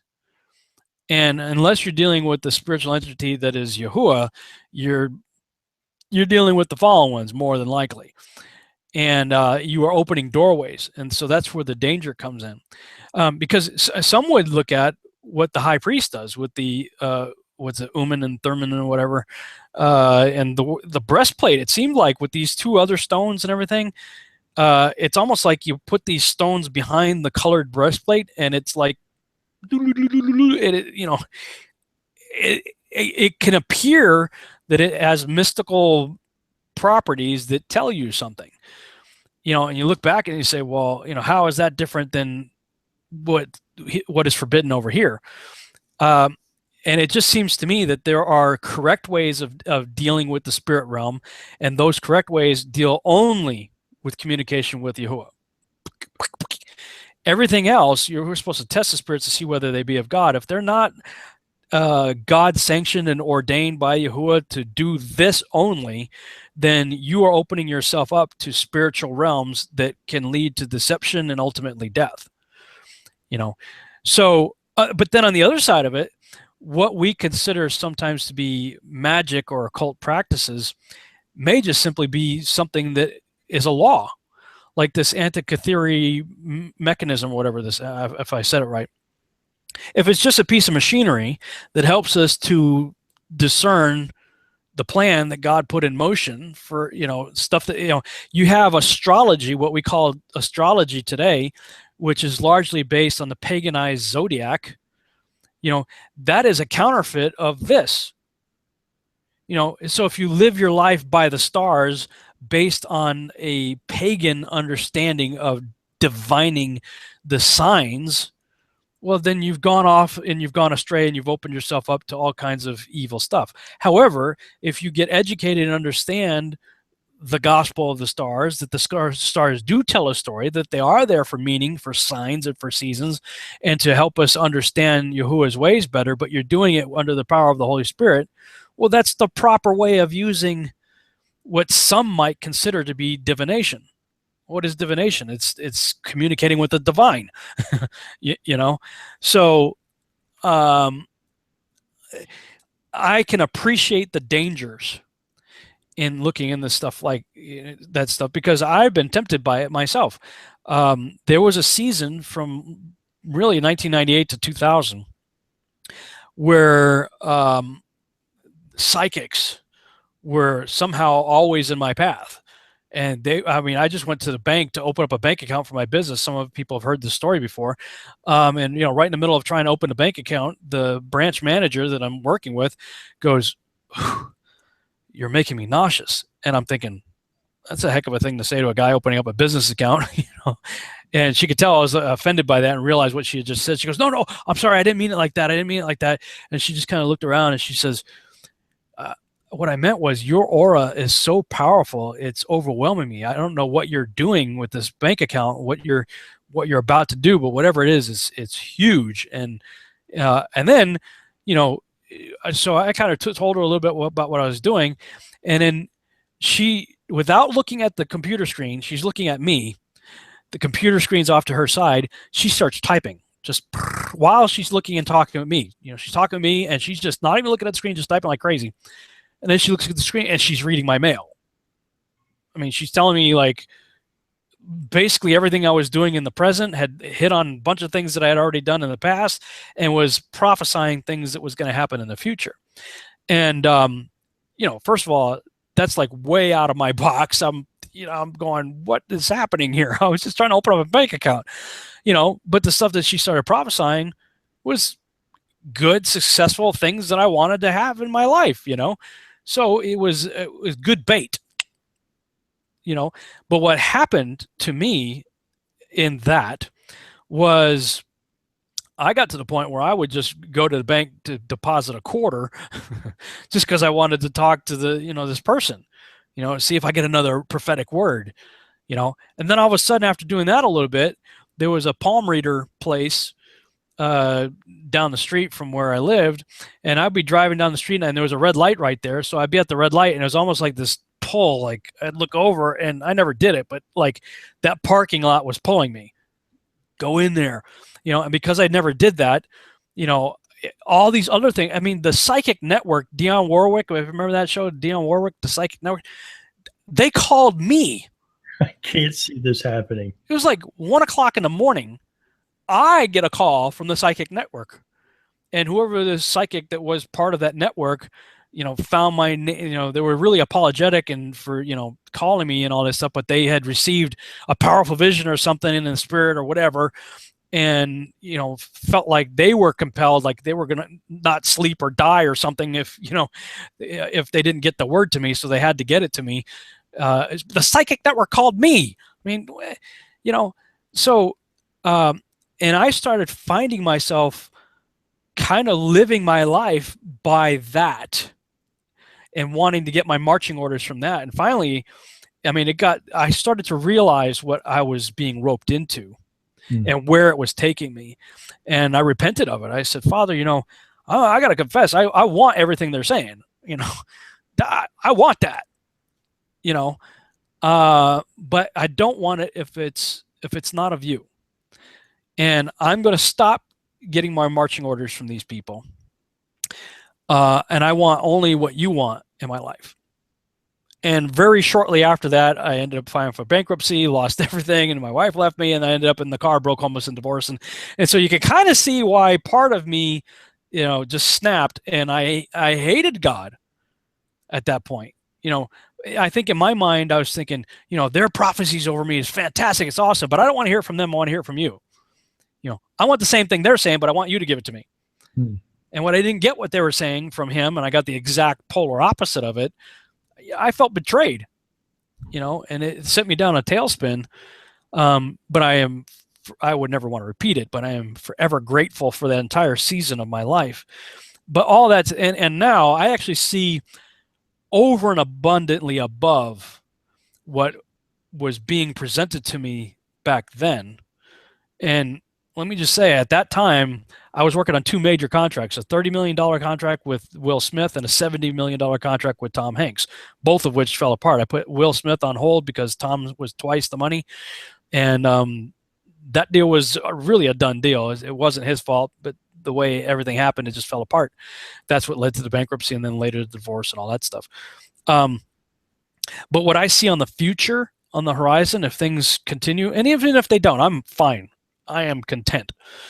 But if what I see on the future actually does manifest, you know, the way things are lining up right now, I see over and abundant what was the counterfeit back then, which frankly, if I had achieved the success that was being presented to me back then, it would have destroyed me.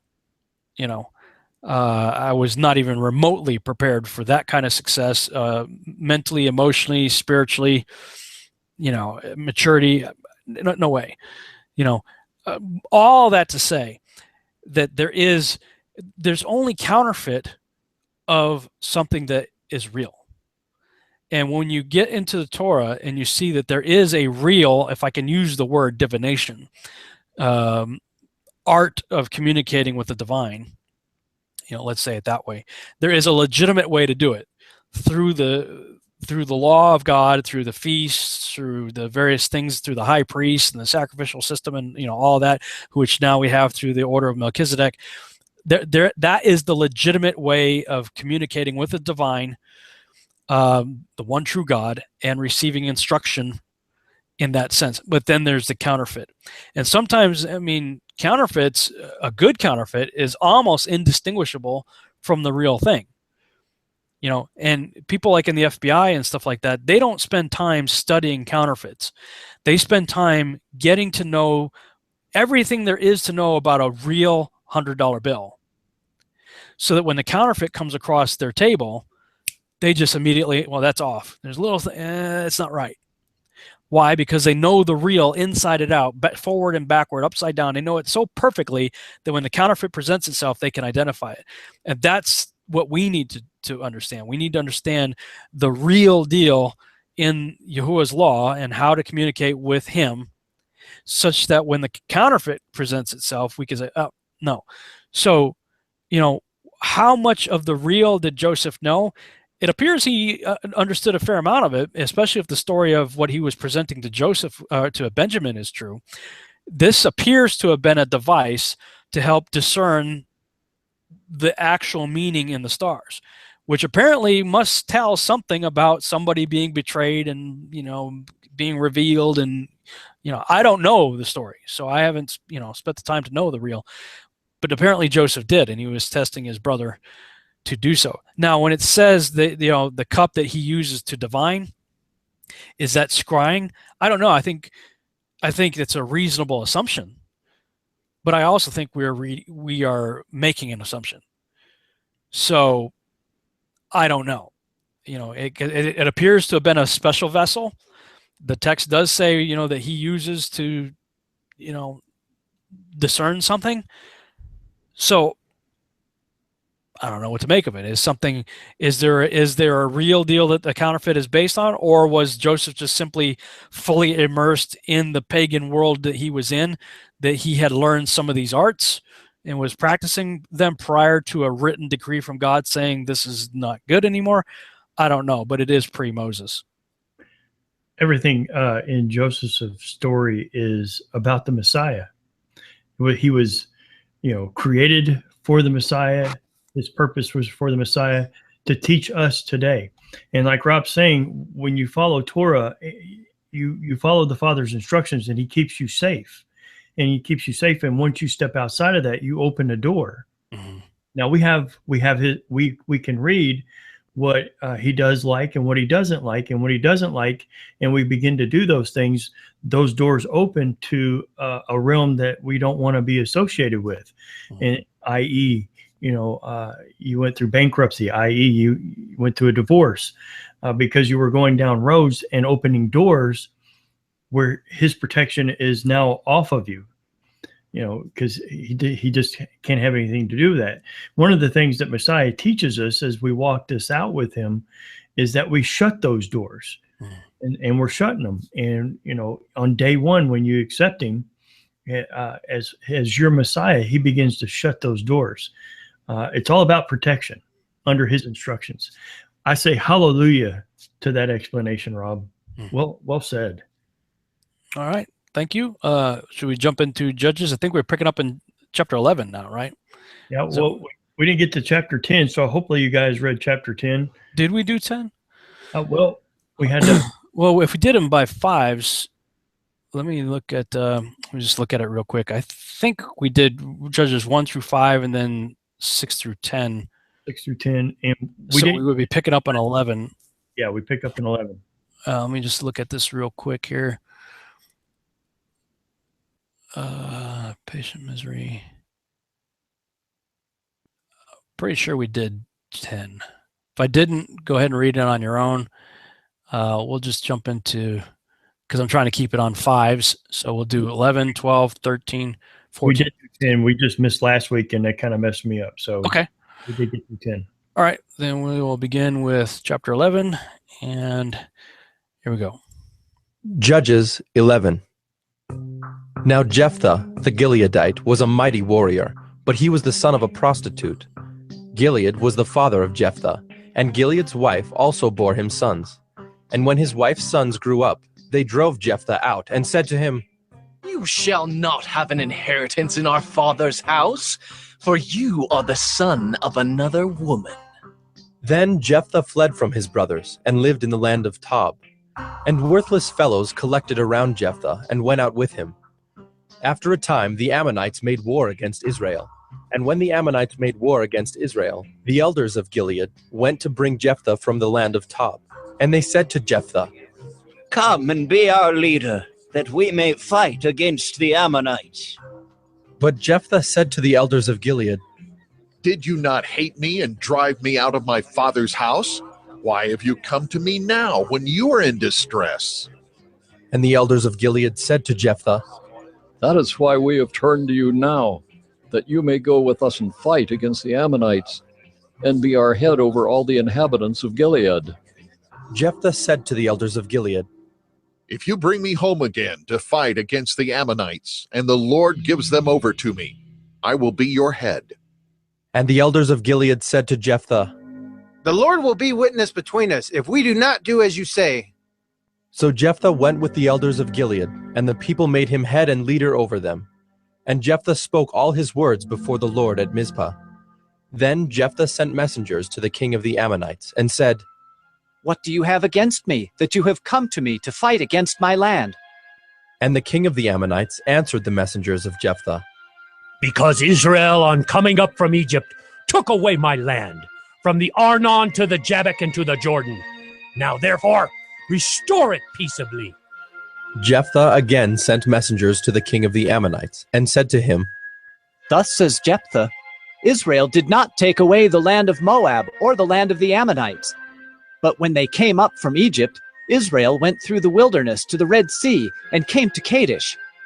Israel then sent messengers to the king of Edom, saying, 'Please, let us pass through your land.'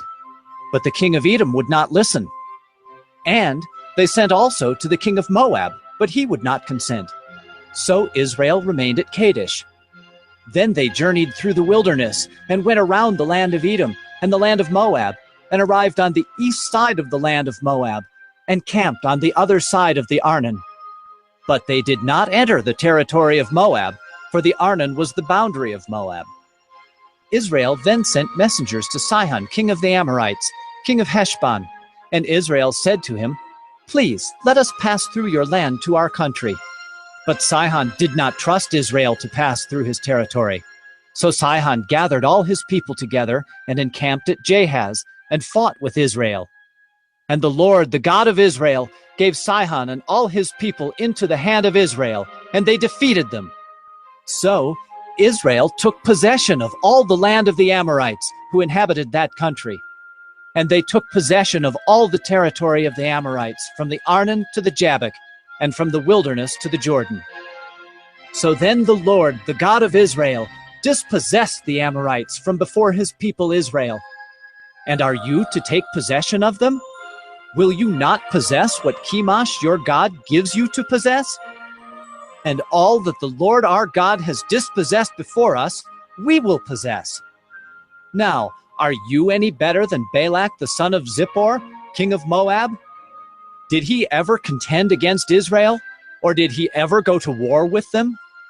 While Israel lived in Heshbon and its villages, and in Aroer and its villages, and in all the cities that are on the banks of the Arnon, 300 years. Why did you not deliver them within that time? I therefore have not sinned against you, and you do me wrong by making war on me. The Lord, the judge, decide this day between the people of Israel and the people of Ammon." But the king of the Ammonites did not listen to the words of Jephthah that he sent to him. Then the Spirit of the Lord was upon Jephthah, and he passed through Gilead and Manasseh, and passed on to Mizpah of Gilead. And from Mizpah of Gilead he passed on to the Ammonites. And Jephthah made a vow to the Lord, and said, If you will give the Ammonites into my hand, then whatever comes out from the doors of my house to meet me when I return in peace from the Ammonites shall be the Lord's, and I will offer it up for a burnt offering. So Jephthah crossed over to the Ammonites to fight against them, and the Lord gave them into his hand.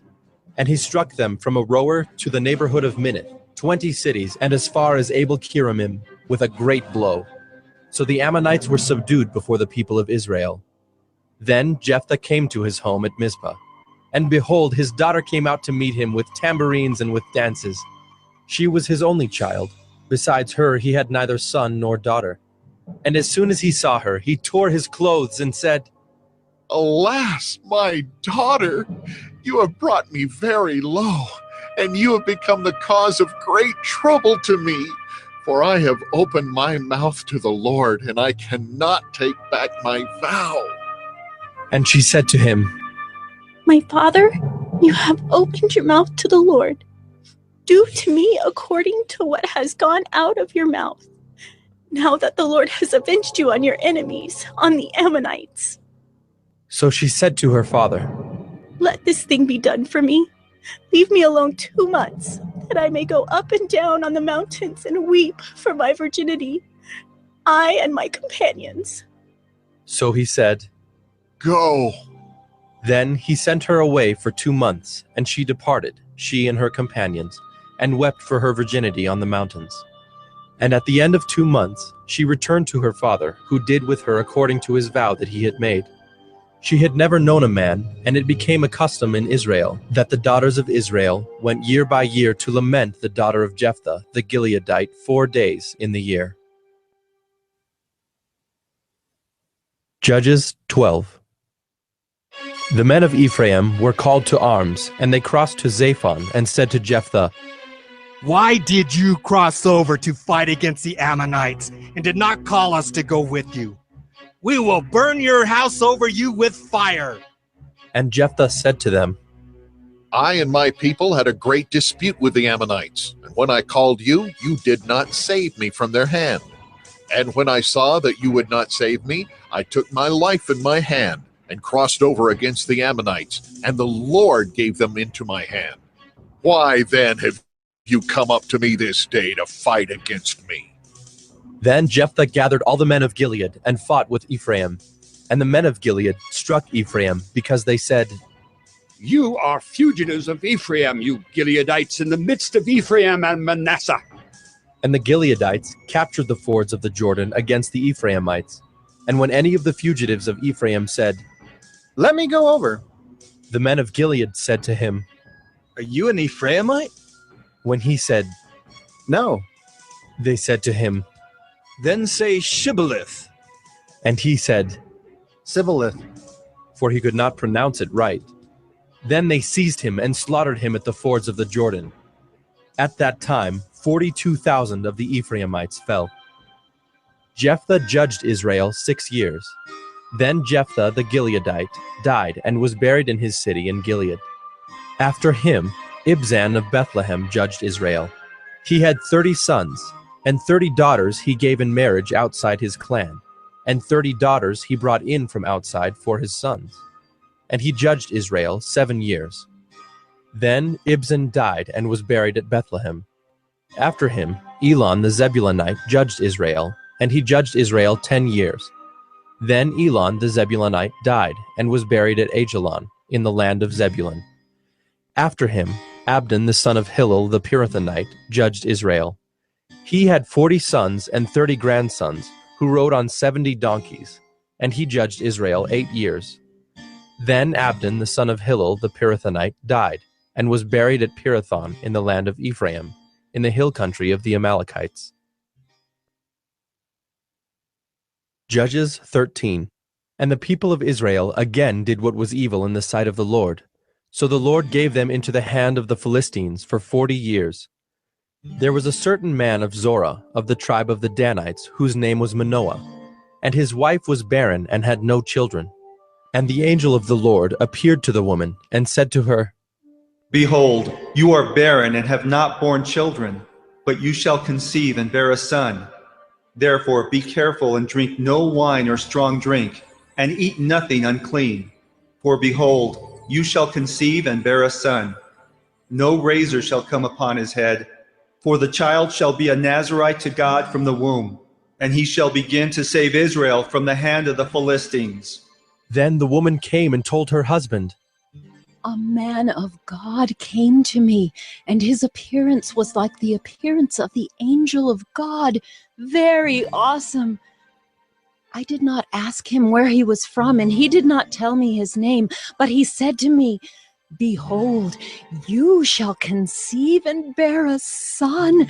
So then drink no wine or strong drink, and eat nothing unclean, for the child shall be a Nazirite to God from the womb to the day of his death. Then Manoah prayed to the Lord and said, O Lord, please let the man of God whom you sent come again to us and teach us what we are to do with the child who will be born. And God listened to the voice of Manoah. And the angel of God came again to the woman as she sat in the field. But Manoah, her husband, was not with her. So the woman ran quickly and told her husband, Behold, the man who came to me the other day has appeared to me. And Manoah arose and went after his wife, and came to the man and said to him, Are you the man who spoke to this woman? And he said, I am.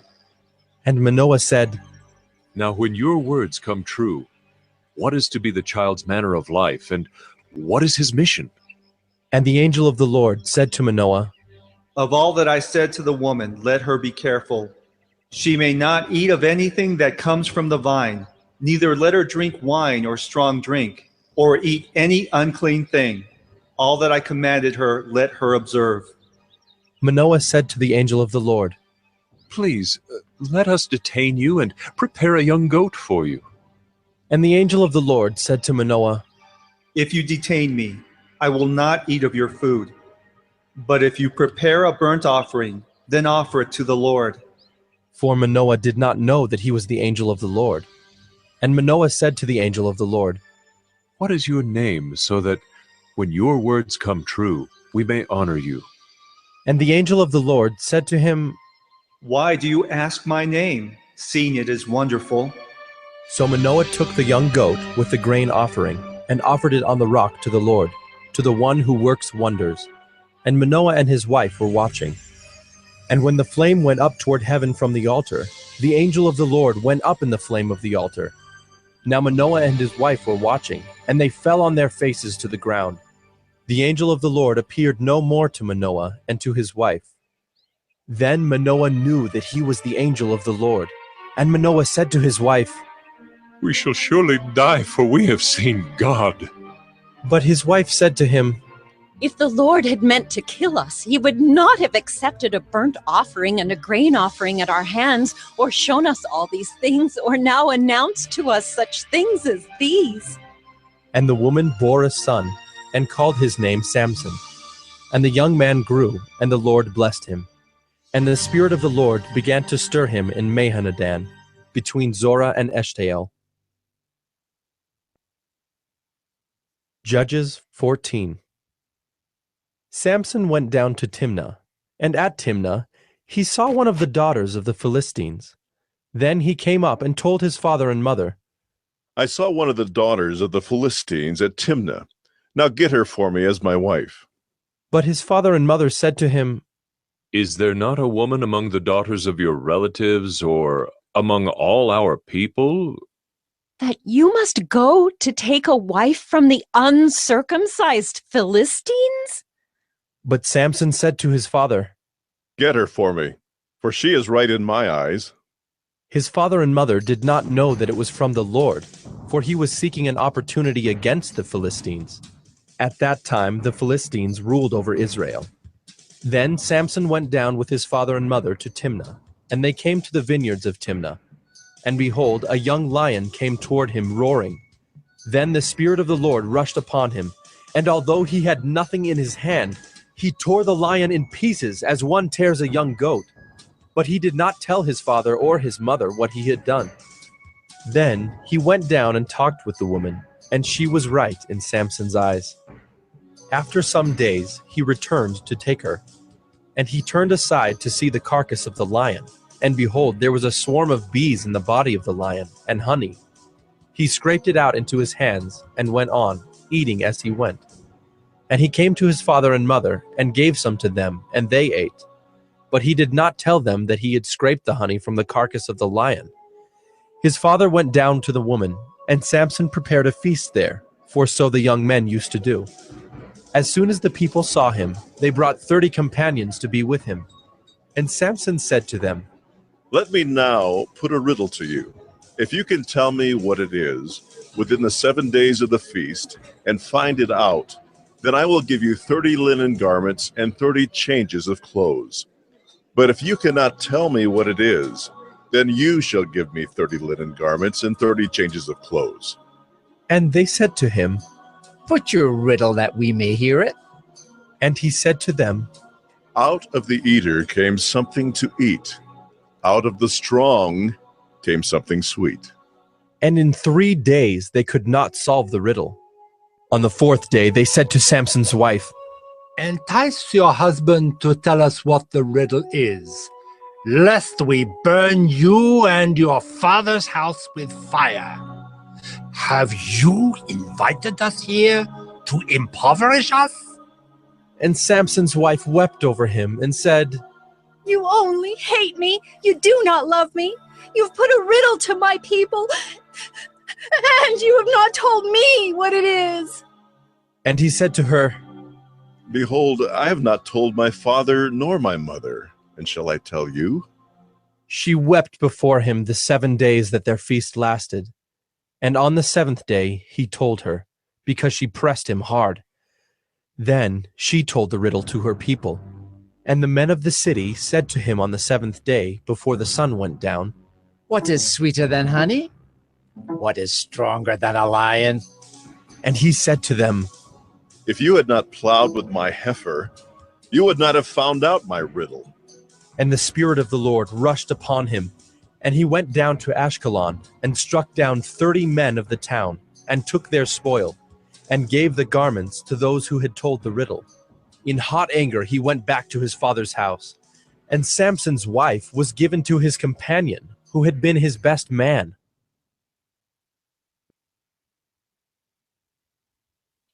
Judges 15.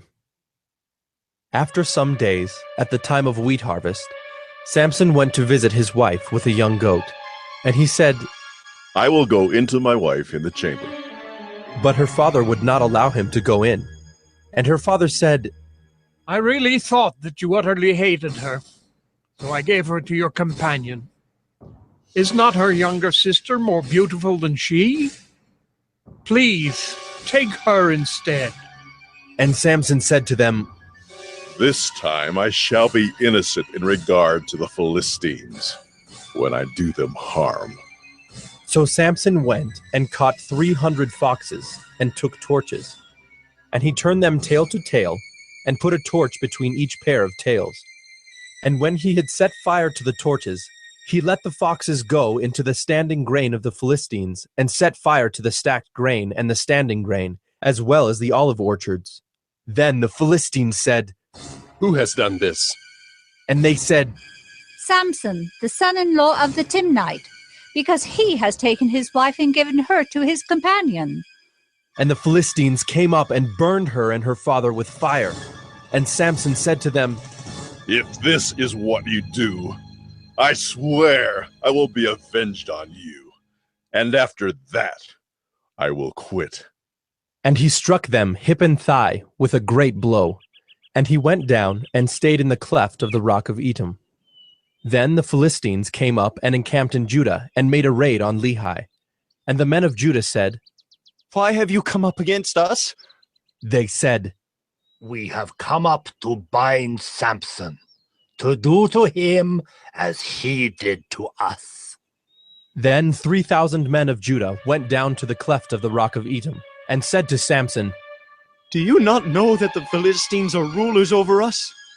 What then is this that you have done to us?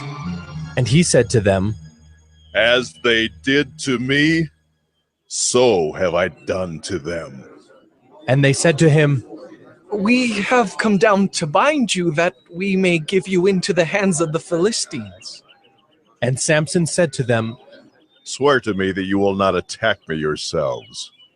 They said to him, No, we will only bind you and give you into their hands. We will surely not kill you.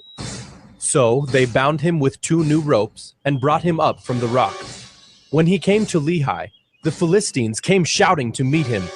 Then the Spirit of the Lord rushed upon him, and the ropes that were on his arms became as flax that has caught fire, and his bonds melted off his hands. And he found a fresh jawbone of a donkey, and put out his hand and took it, and with it he struck 1,000 men. And Samson said, With a jawbone of a donkey, heaps upon heaps, with a jawbone of a donkey have I struck down 1,000 men. As soon as he had finished speaking, he threw away the jawbone out of his hand, and that place was called Ramoth Lehi. And he was very thirsty, and he called upon the Lord and said, You have granted this great salvation by the hand of your servant. And shall I now die of thirst and fall into the hands of the uncircumcised? And God split open the hollow place that is at Lehi, and water came out from it. And when he drank, his spirit returned, and he revived. Therefore, the name of it was called Antikythera. It is at Lehi to this day. And he judged Israel in the days of the Philistines 20 years. All right. That concludes our portion from Judges. Wow. That's kind of a whacked out story right there. Well, yeah, there's a few comments of Samson was a terrible judge. The story that sticks out to me most, and everybody knows the story of Samson, if you've seen a lot of those 1960 films of Samson and Delilah, Jephthah is one of the heart-wrenching stories. Yeah. That every time I read it or go through it, my heart aches for him and his daughter. Yeah, that if I remember right, that particular portion from Judges is one of the only times that I believe Judges is paired up with a Torah portion. And I can't remember what week it is. Where's it? That's not this week, is it? Let me look. Oops, I guess I closed that screen. But I want to say it's in one of the portions that talks about making vows and the dangers and no, it's not. The seriousness of it. I mean, today, if I said, dude, I swear I'll do this or whatever, and I don't do it, I mean, it's no big deal. You might get a little bit upset with me, and I apologize, and it's water under the bridge.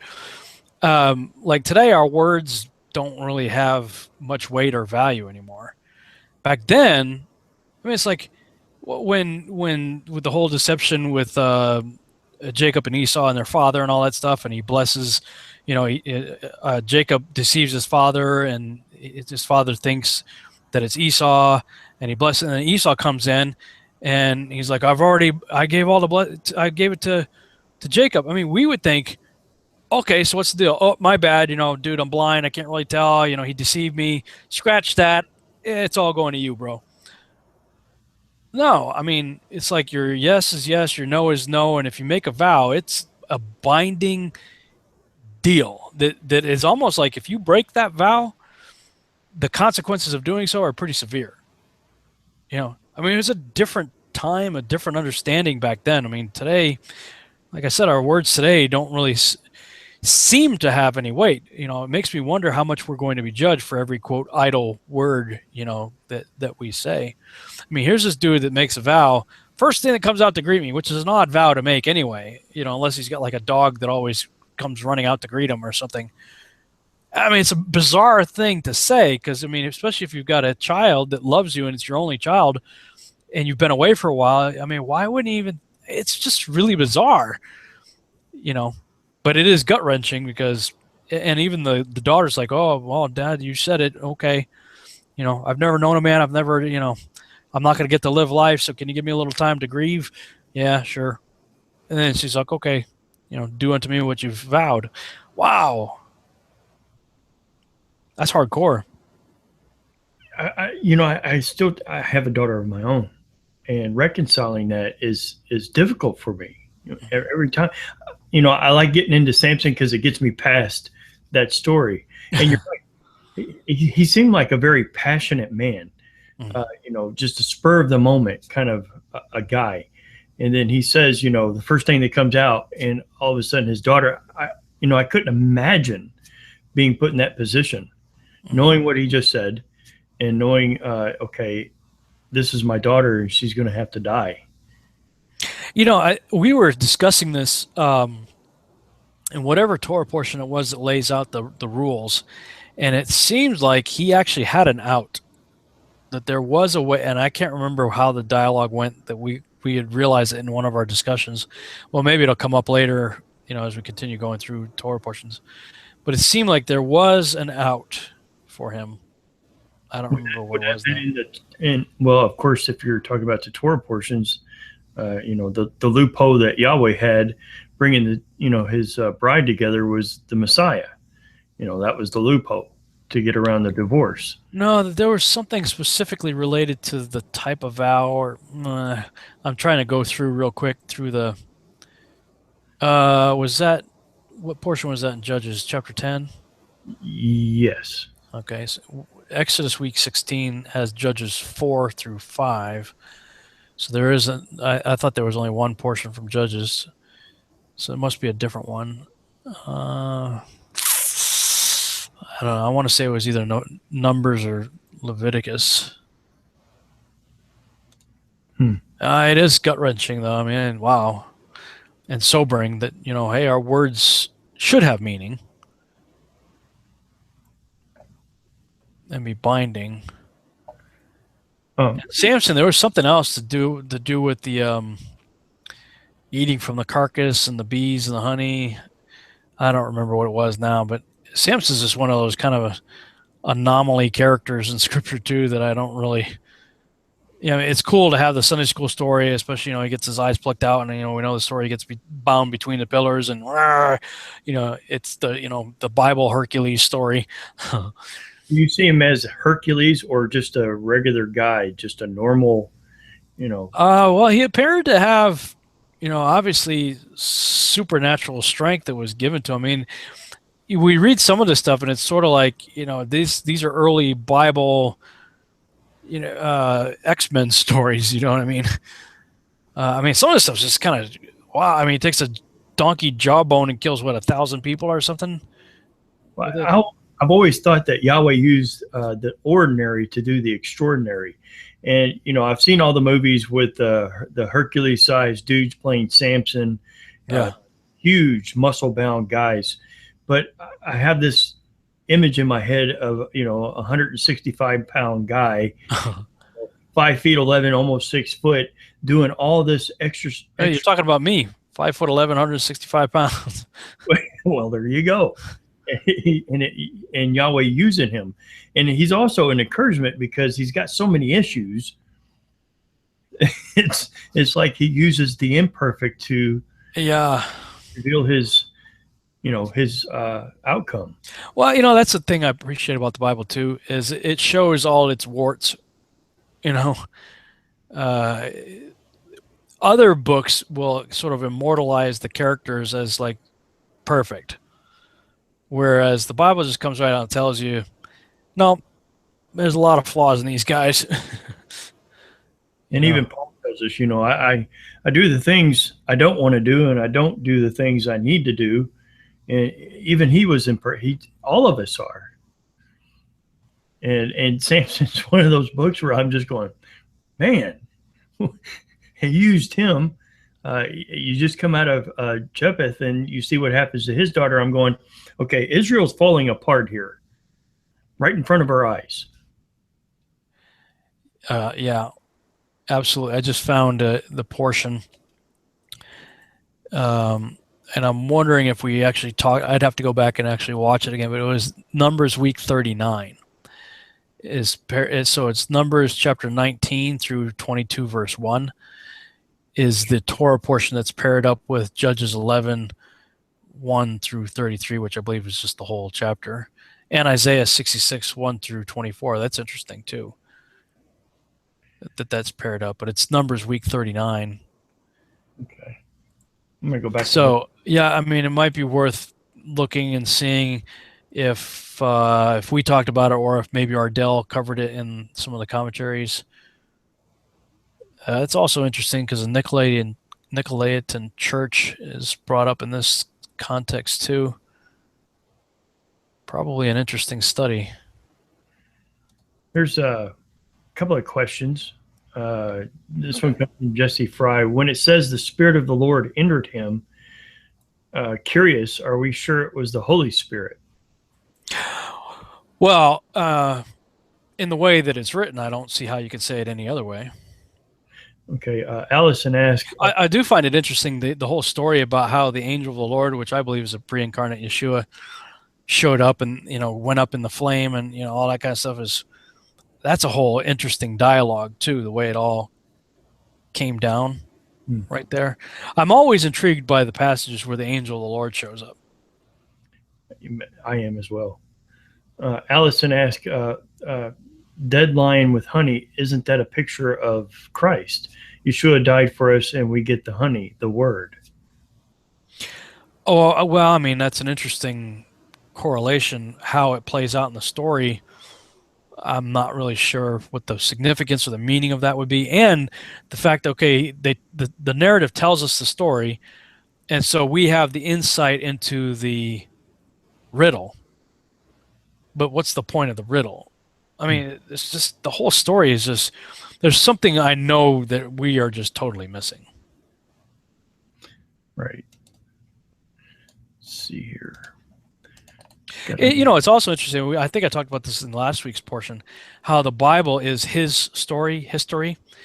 I mean, it gives us such play-by-play. I mean, you really got to, we've had a straight line of continuity from the creation of Adam and Eve, the whole narrative of Genesis, and of course we've gone through the whole Torah portion, and then they go into the land, Joshua, and now we're into Judges. So, I mean, we've got, thousands of years of a very detailed storyline that's taking us somewhere. I just think that I mean, the Bible is unique. I mean, in giving you, anybody who thinks the Bible is copying the Sumerians or copying this, I mean, they haven't read those other texts.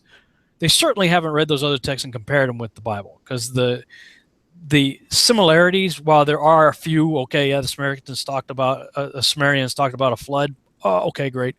And talked about a God creating everything. Oh, okay, great.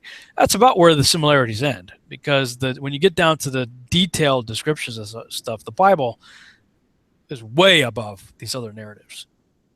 Well, if you take the odds of winning the lottery is like 1 in 259 million, almost the odds. The odds of one man fulfilling 8 prophecies in 100 million, Yeshua did. Mm-hmm. And he fulfilled almost all of them, though he has a few to fulfill yet. Mm-hmm. And we're still waiting for him to do that. But the odds of writing over thousands of years these prophecies and him fulfilling them on the money, on the day, at the right time, is mind-boggling. And for someone to say that cavemen wrote this is absolutely nuts. Yeah, I mean, yeah. The whole Bible as a whole has to be Holy Spirit inspired. Although it's impossible for people to have, normal, uninspired human beings to have woven this narrative together. I agree. Amen. There's a question in the chat room. It's a little off topic, but it's a good question, and it's a good one to wrap this up, I hope. Chantel asked, one last question for Rob, please. New to the Torah Virtual House Church, a little off topic. I was wondering, when Yeshua told the other man next to him on the cross he would be with him in paradise if no one had been judged yet, what he meant by paradise, or is it heaven or another place?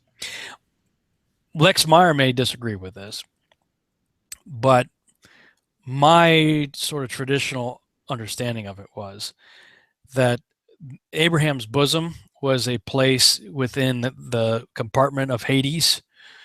That Hades was divided into at least 3 different compartments. You had sort of the good side, paradise, where the saints were, where Lazarus was, and then you had sort of the burning place of torment place where the rich man was, place of punishment, and then you had Tartarus, which was the lowest level in the prison of the gods.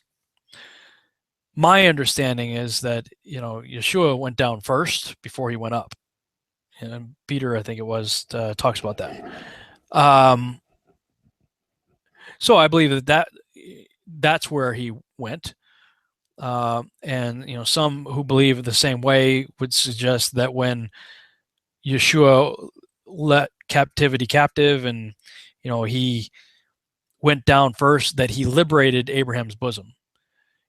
He went down further. I believe what it says, preach to those in prison, that it's a horrible translation. If I remember the Greek word, I think it was caruso.